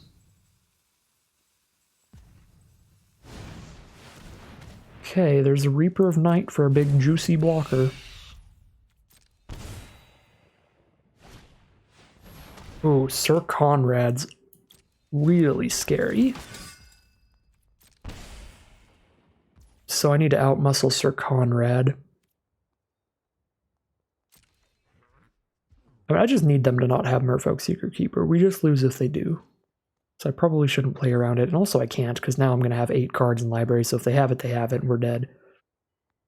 So at this point, I should just be drawing extra cards. Because that's a mill 8. I guess I could play around Didn't Say Please, but they don't have enough blue mana for that to be a thing, I think. Maybe Overwhelmed Apprentice for a mill 2. Alright. What am I doing here? We just Cat Oven. Oh no! Oh, the phone. Sir Conrad stops Cat Oven from being profitable? When they leave the graveyard? Oh, it's only when they leave their graveyard, so it still makes them lose a life. We just stay at 6, though. I'm going to decline this, because if I accept, I'm putting out muscle on the bottom of my deck.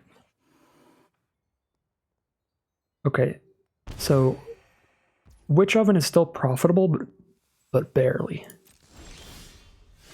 Okay, so out muscle, and now Troll King is indestructible this turn for a super big attack.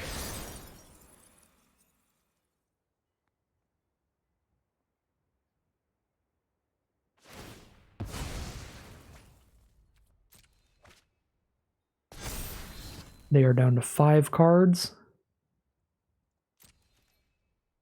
Oh, I need to not die to random nonsense. Still. Can't attack with a 4/4. Oh my god, Revenge of Ravens, I despise you.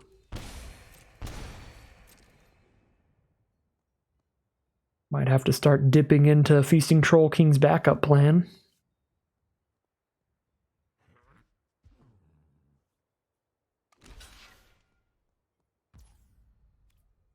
Trump take 8. It's fair.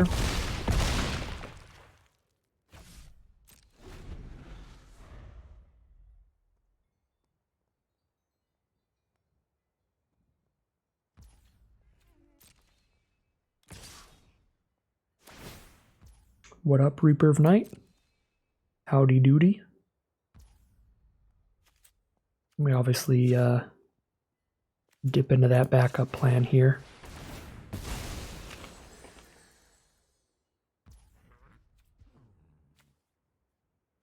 Already died a Merfolk Secret Keeper, so I'll take the card draw.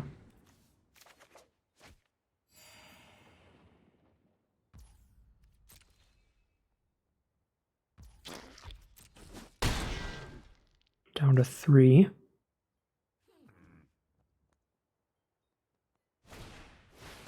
Walkthwain Paladin. Down to 2. Use it again, pick up a Swordmaster with no knights. Don't even want to pick that up. I don't want to draw a land either, though, so I still... It's the end step. We do the cat combo, and then I just spend 1 to put those both on bottom. This game is egregious.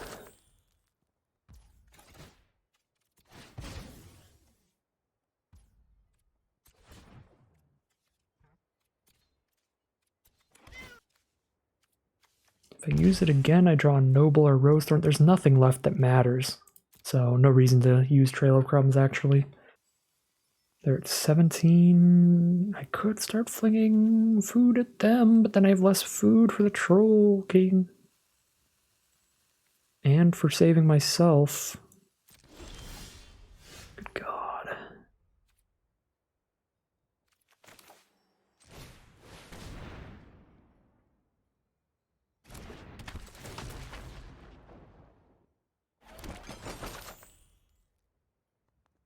Need to leave 3 food.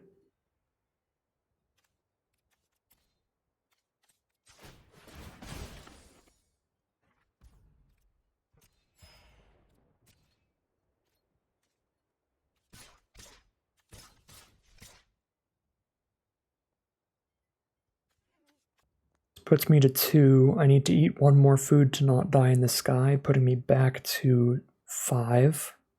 To take 4. Then I probably need to sack a cat towards Ayara. It should leave me with exactly enough to make this attack. Actually, Hunter gives me another food, so this definitely is enough. Enough to where I can even attack with Carver as well. Actually, I think this familiar is a better attacker than Carver.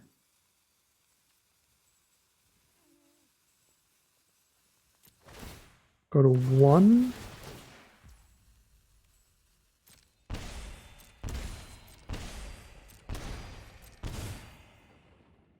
Two extra food to go back to 7.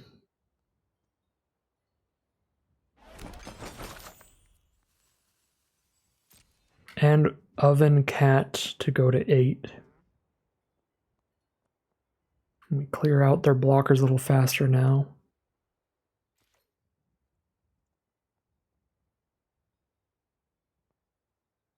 If they just don't block, we can double witch and kill them.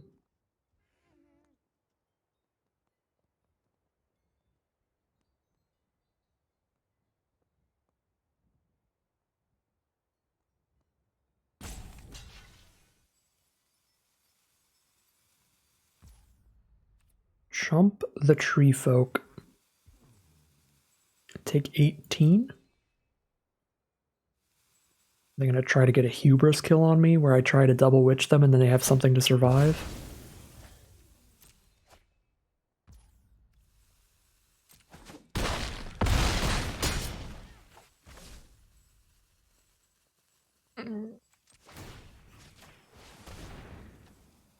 Oh God. My butt is clenched.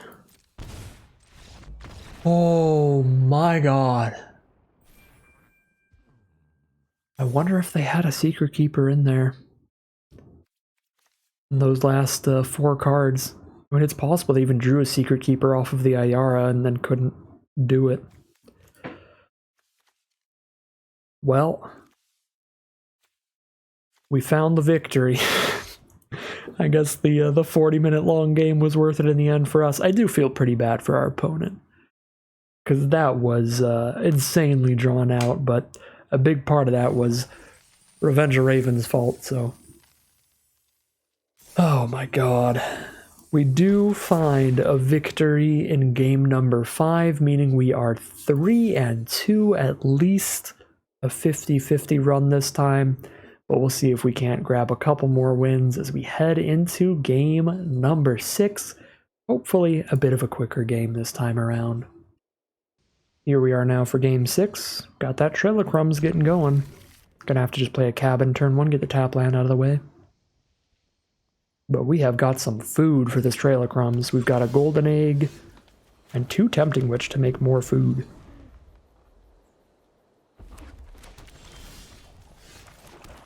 Could just lead with the Sword Master, which I think is fine against an empty board. Playing against green, red, blue, and they're just going to drop down the Royal Scions here. You can keep looting, drawing them, discarding a card every turn. They can also +2/+0, first strike, trample. Excellent card with the Savvy Hunter here. Curve out with more good creatures, and I think I'm going to poke the Scions because they are pretty scary, but Worst case scenario, if I just keep poking the Scions, this thing has just drawn and discarded them a bunch of cards and fogged like 8 to 10 points of damage. So Royal Scions are going to be pretty busted here. Even if they end up just dying to me attacking them a bunch, that's still gained our opponent like 8+ life. Because that's already 7 loyalty at this point. Because we chipped 2 of it away, so 5 + 2, yeah, 7 loyalty, 7 damage minimum is what that Royal Scions is costing us, and another OCAM adversary. That is rough.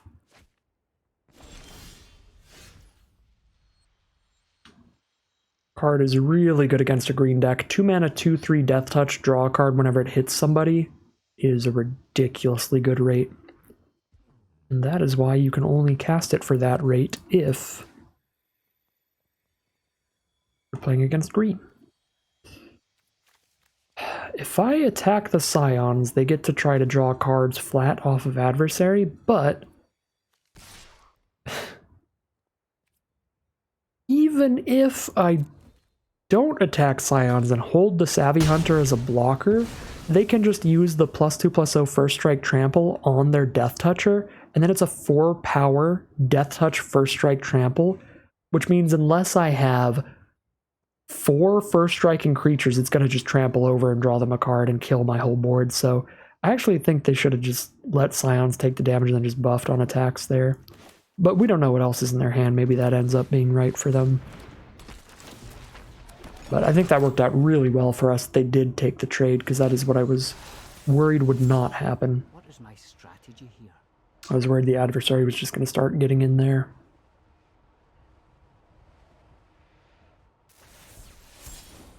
What on earth is this?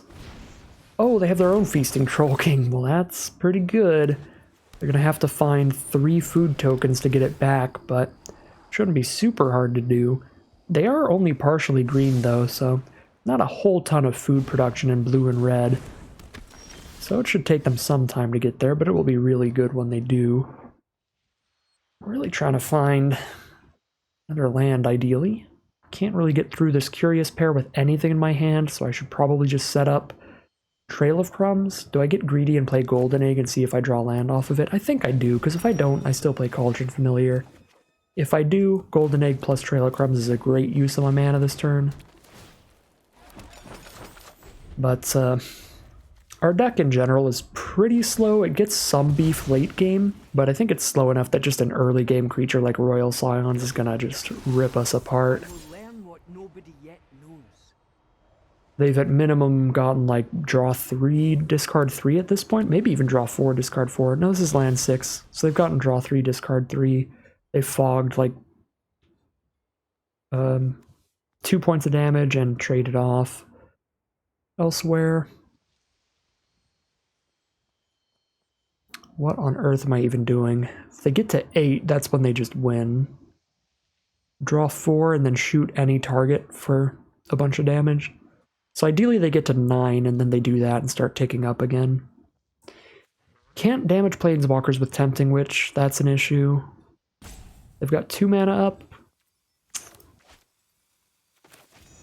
They could definitely have run away together. I think our best bet is to just hope they don't have it, though. Doesn't look like it. Might get a chip onto the Royal Scions. We certainly do. Keep them off the ultimate at least. Gain 4 more life. Let me synthesize the facts. Draw a card, discard a Rampart Smasher. That is bold. 3-color deck with the Rampart Smasher in it. There's Fierce Witchstalker. Excellent card that'll trade into our Swordmaster. 5 mana is now enough to play a Witch and a Familiar.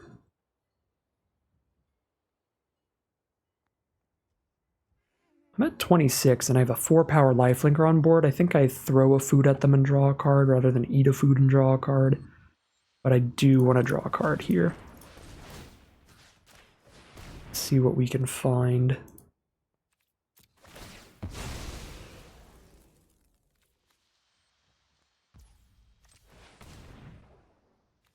That's a good one. That's beef.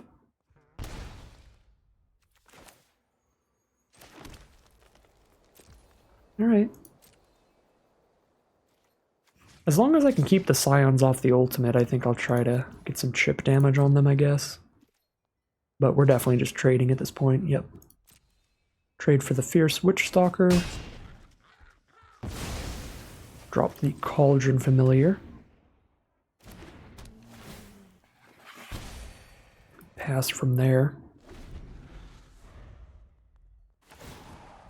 They draw a card, discard a card again. They're probably digging for more food production so they can get the Feasting Troll King back. I have enough life that if they spend all of their food to bring the Troll King back, maybe I can try to outrace them with Tempting Witches, just flinging food at them aggressively. So if they spend all their food on getting a creature instead of gaining life, that might be okay with us.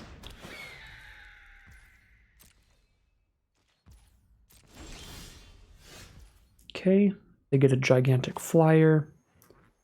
Definitely an issue. Paladin is just straight unblockable on this board right now. So even though it's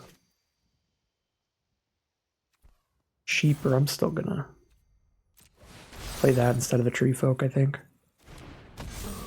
One less power, but way harder to block for our opponent. And I guess this 1 mana up might not be redundant, because if I end up, with my Cauldron Familiar in grave, if I end up chump blocking or something, then I can sack my food to bring the Familiar back, which means I can spend the 1 mana on Trail of Crumbs if that happens.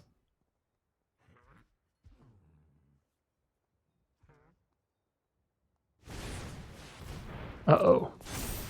That's gonna be hard to race. A flyer attacking for 6 damage every turn because of the Royal Scions. Oh, they don't attack, though. What is a 4/6 blocker also? Ooh, what a draw. What a draw. Do you have 1 mana interaction?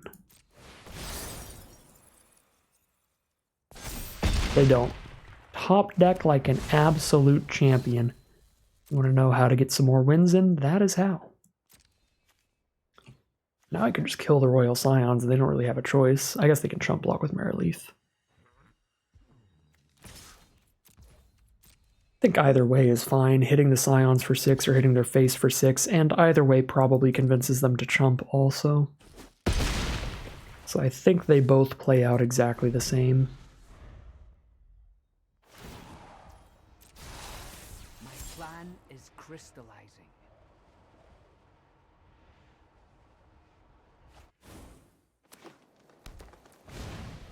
Twin Veil Tree Folk hits the board. And another Maraleaf Rider. Okay. Well, we really need them to not draw 4.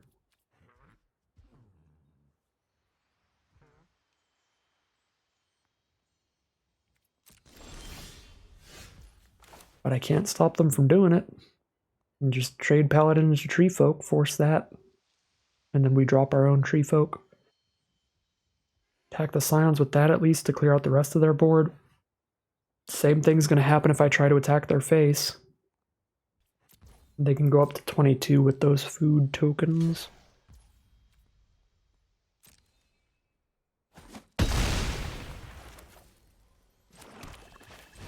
All right.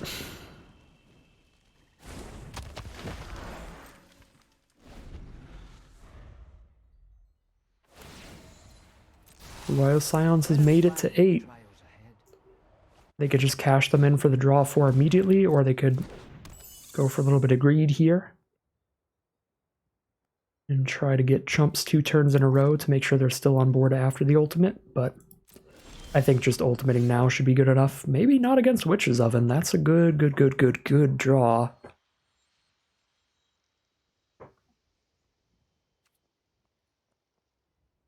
Am I going to want to sack Tree Folk to get 2 food? No. Just going to want to do Cauldron Familiar things.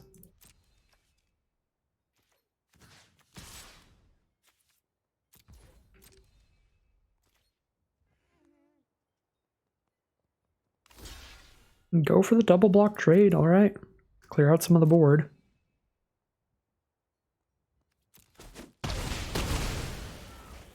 Drop the Witch's Oven with the Cauldron Familiar.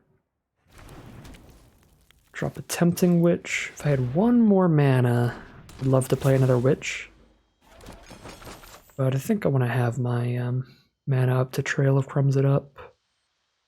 So we have our own card draw engine competing with their Royal Scions.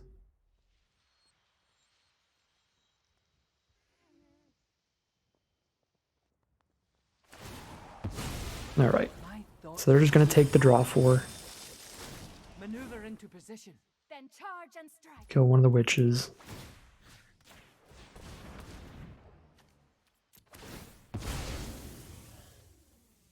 And we just have to keep up with Cat Oven Trail of Crumbs, which should be pretty possible to keep up with draw 4 here. Although if they hit a food producer, then that Troll King is coming out.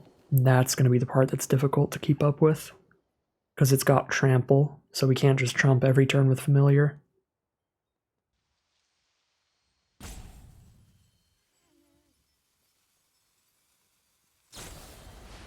Once and future, return 2 cards to hand. Pick up the Troll King, pick up the big flyer. So they're going to use the Troll King naturally and get a bunch of food and try to kill me with that. That's not ideal. I can tell you that for sure.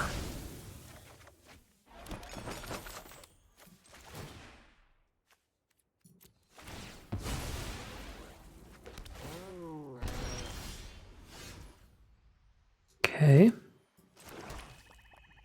8 mana. 4 for Witch Stalker. 3 for a Witch. 1 to use Trail of Crumbs when I do the Cauldron Familiar thing.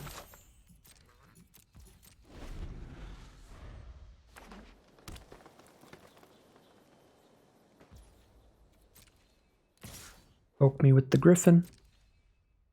Take my 2, go to 30. Drop the Feasting Troll King. They've got the mana to gain 6 here, so we're definitely not killing them.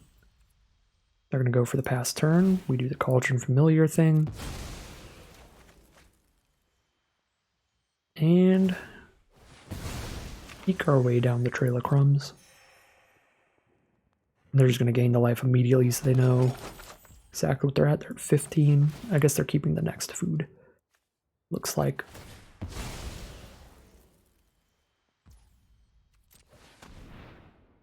Draw a Malevolent Noble.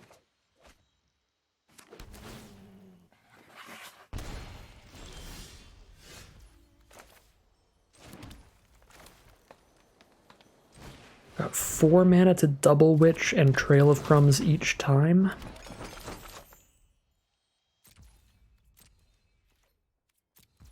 I'm at 31. I can take a few hits from the Feasting Troll King. Actually, quite a few hits. But they've got 3 food left over if I don't try to kill the Troll King. Oh no, Ironcrag Pyromancer is super bad. Anytime they draw a second card during their turn, they get to deal 3 to any target. Yeah. There's the Golden Egg with the Pyromancer. So they're just going to get a bunch of free removal spells on top of their Golden Eggs and stuff like that. Their opts. They're just going to start 2 for 1ing and 3 for 1ing us absolutely everywhere. It's going to be disgusting.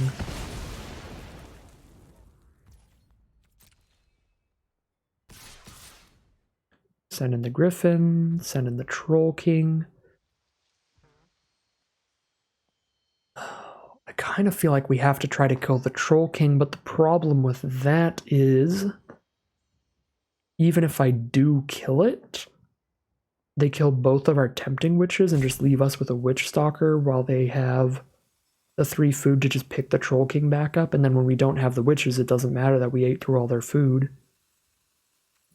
I think we're just dying now. Troll King plus Pyromancer is going to get us.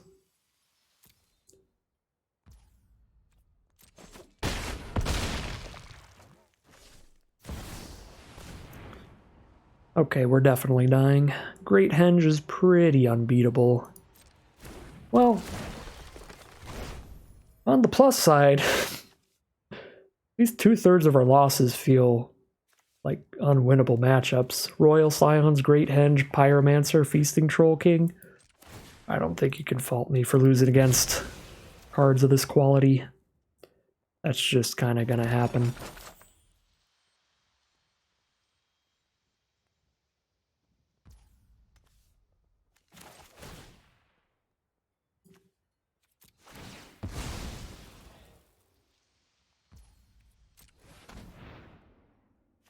Another Cauldron Familiar is actually kind of redundant, but still probably better than the 2/2.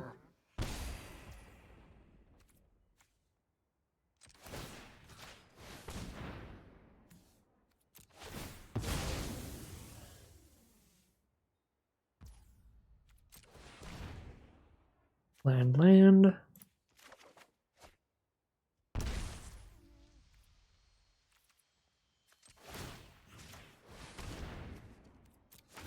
I don't know, maybe I can find my own Trail King. My own Feasting Troll King with my Trail of Crumbs.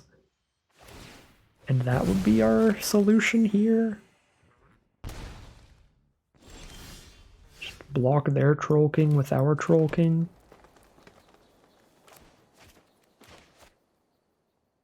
And then, you know, just start killing them with ours because we can get enough food to bring it back. It's probably the game plan.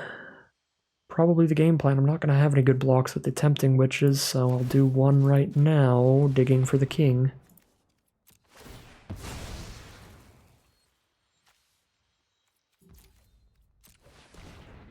There it is.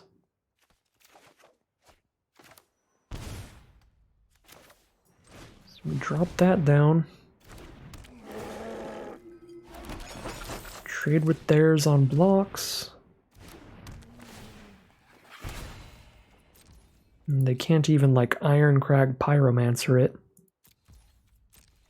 If they don't attack with their Troll King, then we'll just attack with ours. They're still popping off with the Great Henge if they hit any creatures, which is very bad. And even if they don't hit creatures, they're just gaining 2 every single turn. Whoa! Okay. I did not think that game was over for us. Maybe they got tired with my balancing act of trying to figure out between all these 50 things what I want to do. Maybe they just got tired of my speed of play. Oh no, they're down to 3 cards. Oh my god. I should have paid attention to that.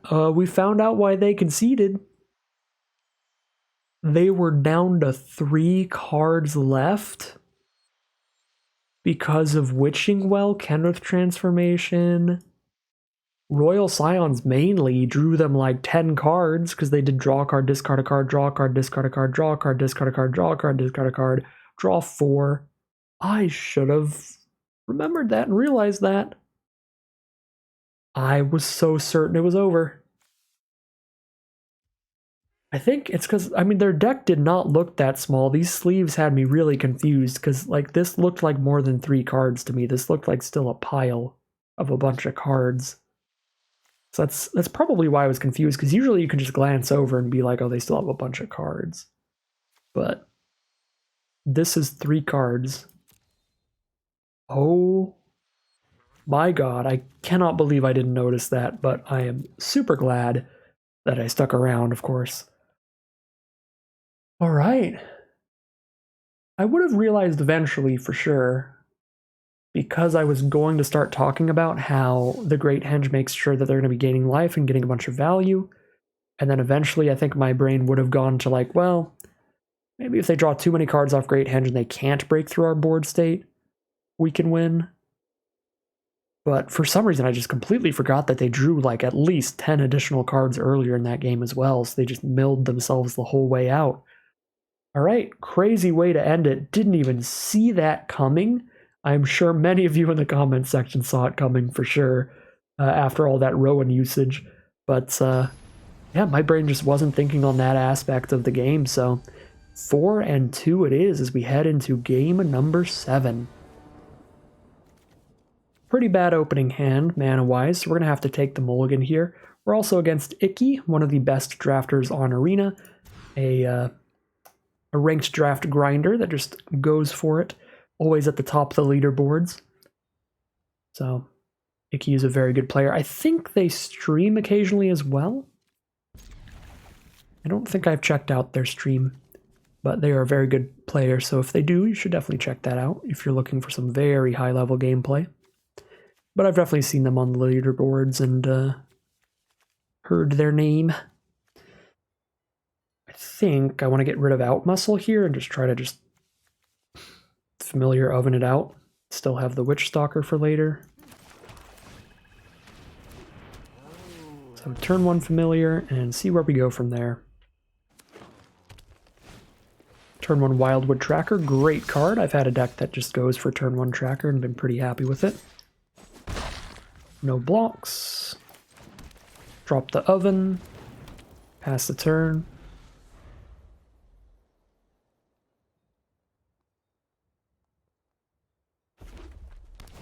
They are on green-red. Yep, there you go. Wildwood Trackers. They're just 1-mana 2/2s all day long.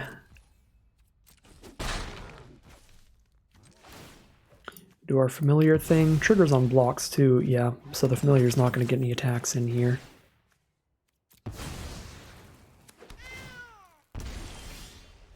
Another land, but that's not going to do anything great.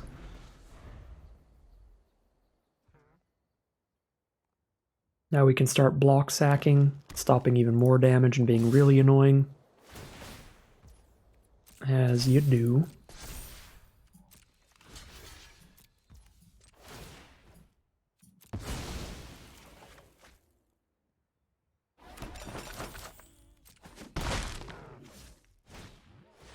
They're Grum Goalie, so their stuff's gonna come with +1/+1 counters, so they're gonna get some really big stuff pretty quickly.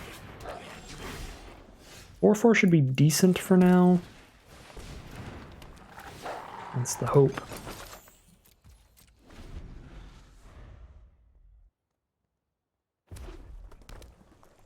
They've got 4 mana up now. Send in the team. They can burn away our Witch Stalker with whatever kind of trick they want. There is a +2/+2 adventure, so maybe I go for a kill on a tracker instead of a Grumgoalie here to play around that. Perfect. +2/+2. Well, that goes well. Unless they've got multiple tricks. Alright, they had both +2/+2 tricks. Well, so be it. And it gives the whole board trample, so we don't actually stop any damage there.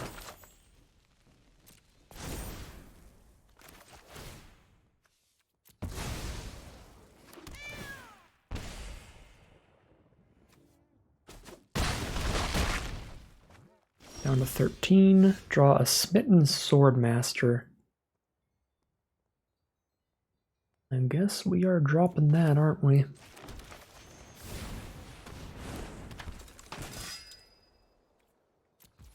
If they don't have another trample trick, I'll just stop more damage with a Cauldron Familiar here, instead of poking for one.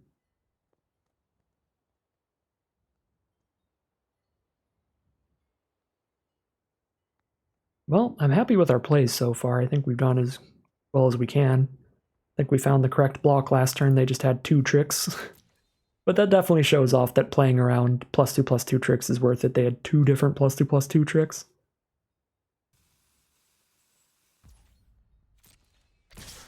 Send in the team. We do our thing, as we do.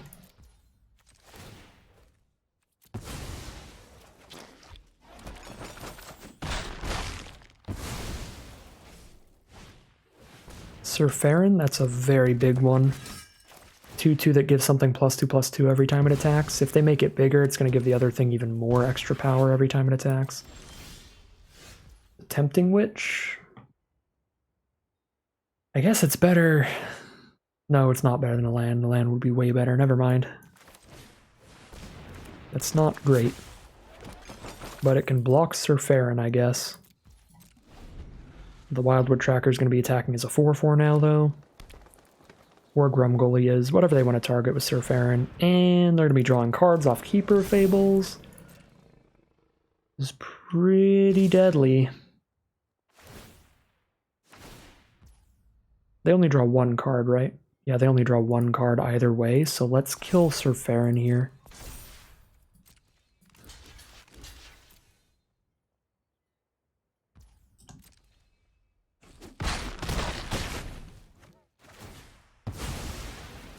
Probably gonna have to eat a food.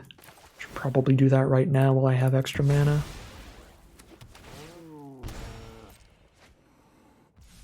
Although I get 2 life off this whole Witch's Oven nonsense.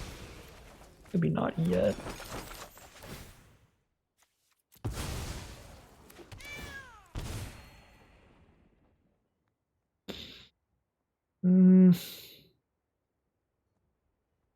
Yeah, I'll leave the bonus food. That is not what we wanted to see. Still just looking for 1 land for this tree folk. Maybe it would have been better to +2/+2 the witch than get a lifelinker down. But I still wouldn't have enough power to kill the Keeper of Fables, which is important. I think I probably should have. If I buffed the witch, I could at least try to kill Grumgully here instead of Tracker, which is better for me.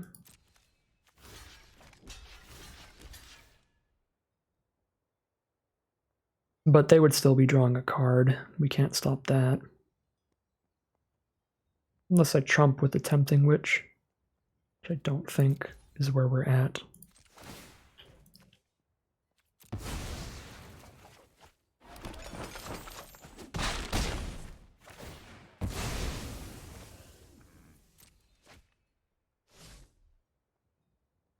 Yeah, this Keeper of Fables is really winning this game.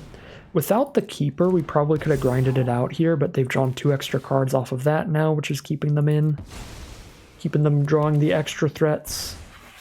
But without the extra draw too, we're like so close to stabilizing. But now it's like we'll stabilize and they'll have 2 extra cards in hand. Or they drew into a Rampart Smasher now, after we would have maybe stabilized.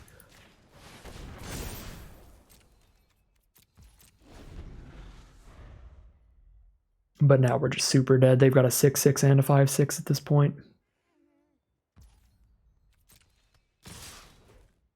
Extra cards.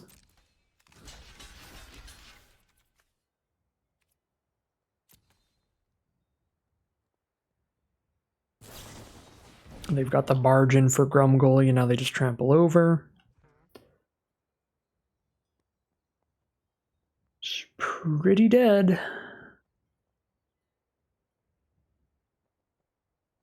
Yeah, I only have 1 mana up. That's lethal. 5 + 5 is 10. If I sack this to Witch's Oven, I go to 10, but then they trample for 11.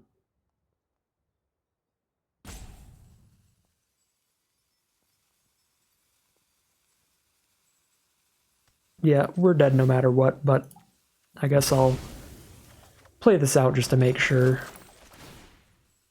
Might as well. But yeah, that's just dead. Yep. -1 either way. Alright. Get absolutely aggroed over that game. I think Keeper of Fables, the real deciding card of the game. Without that follow-through in the end to draw them the extra cards, we were getting close to stabilizing. 1 misplay there for sure. Still didn't cost us the game, but if we had put the Oaken Boon onto the Tempting Witch earlier, we would have had a better block for Grumgully. But then they probably just wouldn't attack with Grumgully, and they still would have been able to send like Keeper of Fables and then play the Rampart Smasher later after they get the card draw, and things would have played out a little better for us, but not well enough to turn the game around. We are just going to get crushed by the very good green-red aggro start. If you want to see me play my own very good green-red aggro starts, I think the archetype is really fun, really powerful, as we saw from Icky here today. But if you want to see me playing that archetype, you can check out the last draft video, the one right before this one. We had a very nice green-red non-human aggro deck. Very similar stuff for sure. Just some beat down. But that is going to be the final game of the draft. That is going to be our final loss. We are 4-3. I think this deck played out pretty well for how the draft went overall. The draft did not go how I wanted it to. I said it during the draft and after the draft, but I would have preferred if green-black were a bit more open. I think it was still the best place to be. I don't think you could make a great argument that we should have been heading in a different direction. When we started off the draft with Cauldron Familiar into Witch's Oven, getting a Savvy Hunter relatively late, getting a Trail of Crumbs relatively late, we got plenty of excellent signs to hop headfirst into the green-black deck from the start. And then it just didn't pan out. We just didn't see the cards for it. The only thing that looked open really in our draft pod, the only thing that you could be like, if you were omniscient, this is what you should have been, was white-blue, like blue-white artifacts and enchantments. But again, as I said throughout the draft, there were a lot of really weak packs where the only thing playable was like maybe one blue or white card in the duration of pack 2 and for several picks during pack 3 as well. So just kind of an awkward draft pod, awkward draft in general leads to a bit of a subpar deck here. I still am not super unhappy with how I drafted. I think I drafted fine. I probably could have done a bit better, but I don't think we could have ended up in a particularly, just like a way better spot in this draft without just omniscient knowledge of the future. I think it was just a hard draft pod in general, where only 1-2 color pair really saw any significantly powerful cards. Outside of this one, we did see significantly powerful cards, just not the quantity that we wanted. Again, just a Savvy Hunter, a Troll King, a Trail of Crumbs, an Oven, and a Familiar. Not quite as many cards as we wanted, and I forgot Arena's going to lag out when I move my cards around, so apologies about that. But overall, I think I drafted fine. I think we played fine, and don't think there was much we could have done about our losses today, especially the Oko loss. We got absolutely crushed by that. The Love Struck Beast loss, we just didn't have removal. We were going to get crushed by that. So that was what it was. And then that final loss, of course, just playing against some of the cream of the crop, the top tier players, some fierce competition with their very good aggro start to blow us out there. So that is gonna end today's draft. We are at 4-3. Pretty average run, but we are breaking even on gems at this point, basically getting 1,400 out of the 1,500 event with 3 Throne of Eldraine pity packs to make up for that 100 gem difference. So solid draft all around. But that is going to end today's video. As always, I'd like to thank my patrons and YouTube members for their support, as well as you for watching the video. If you'd like to see more videos like this, you can always like, comment, and subscribe to tell the YouTube algorithm to send you some more in your recommended feed. If you'd like to catch me live, you can check out the Twitch channel in the link in the description below. And if you'd like to support the channel directly, you can check out the Patreon link or the join button below. Other than that, as always, thank you very much for watching, and I'll see you again soon for some more Magic Arena.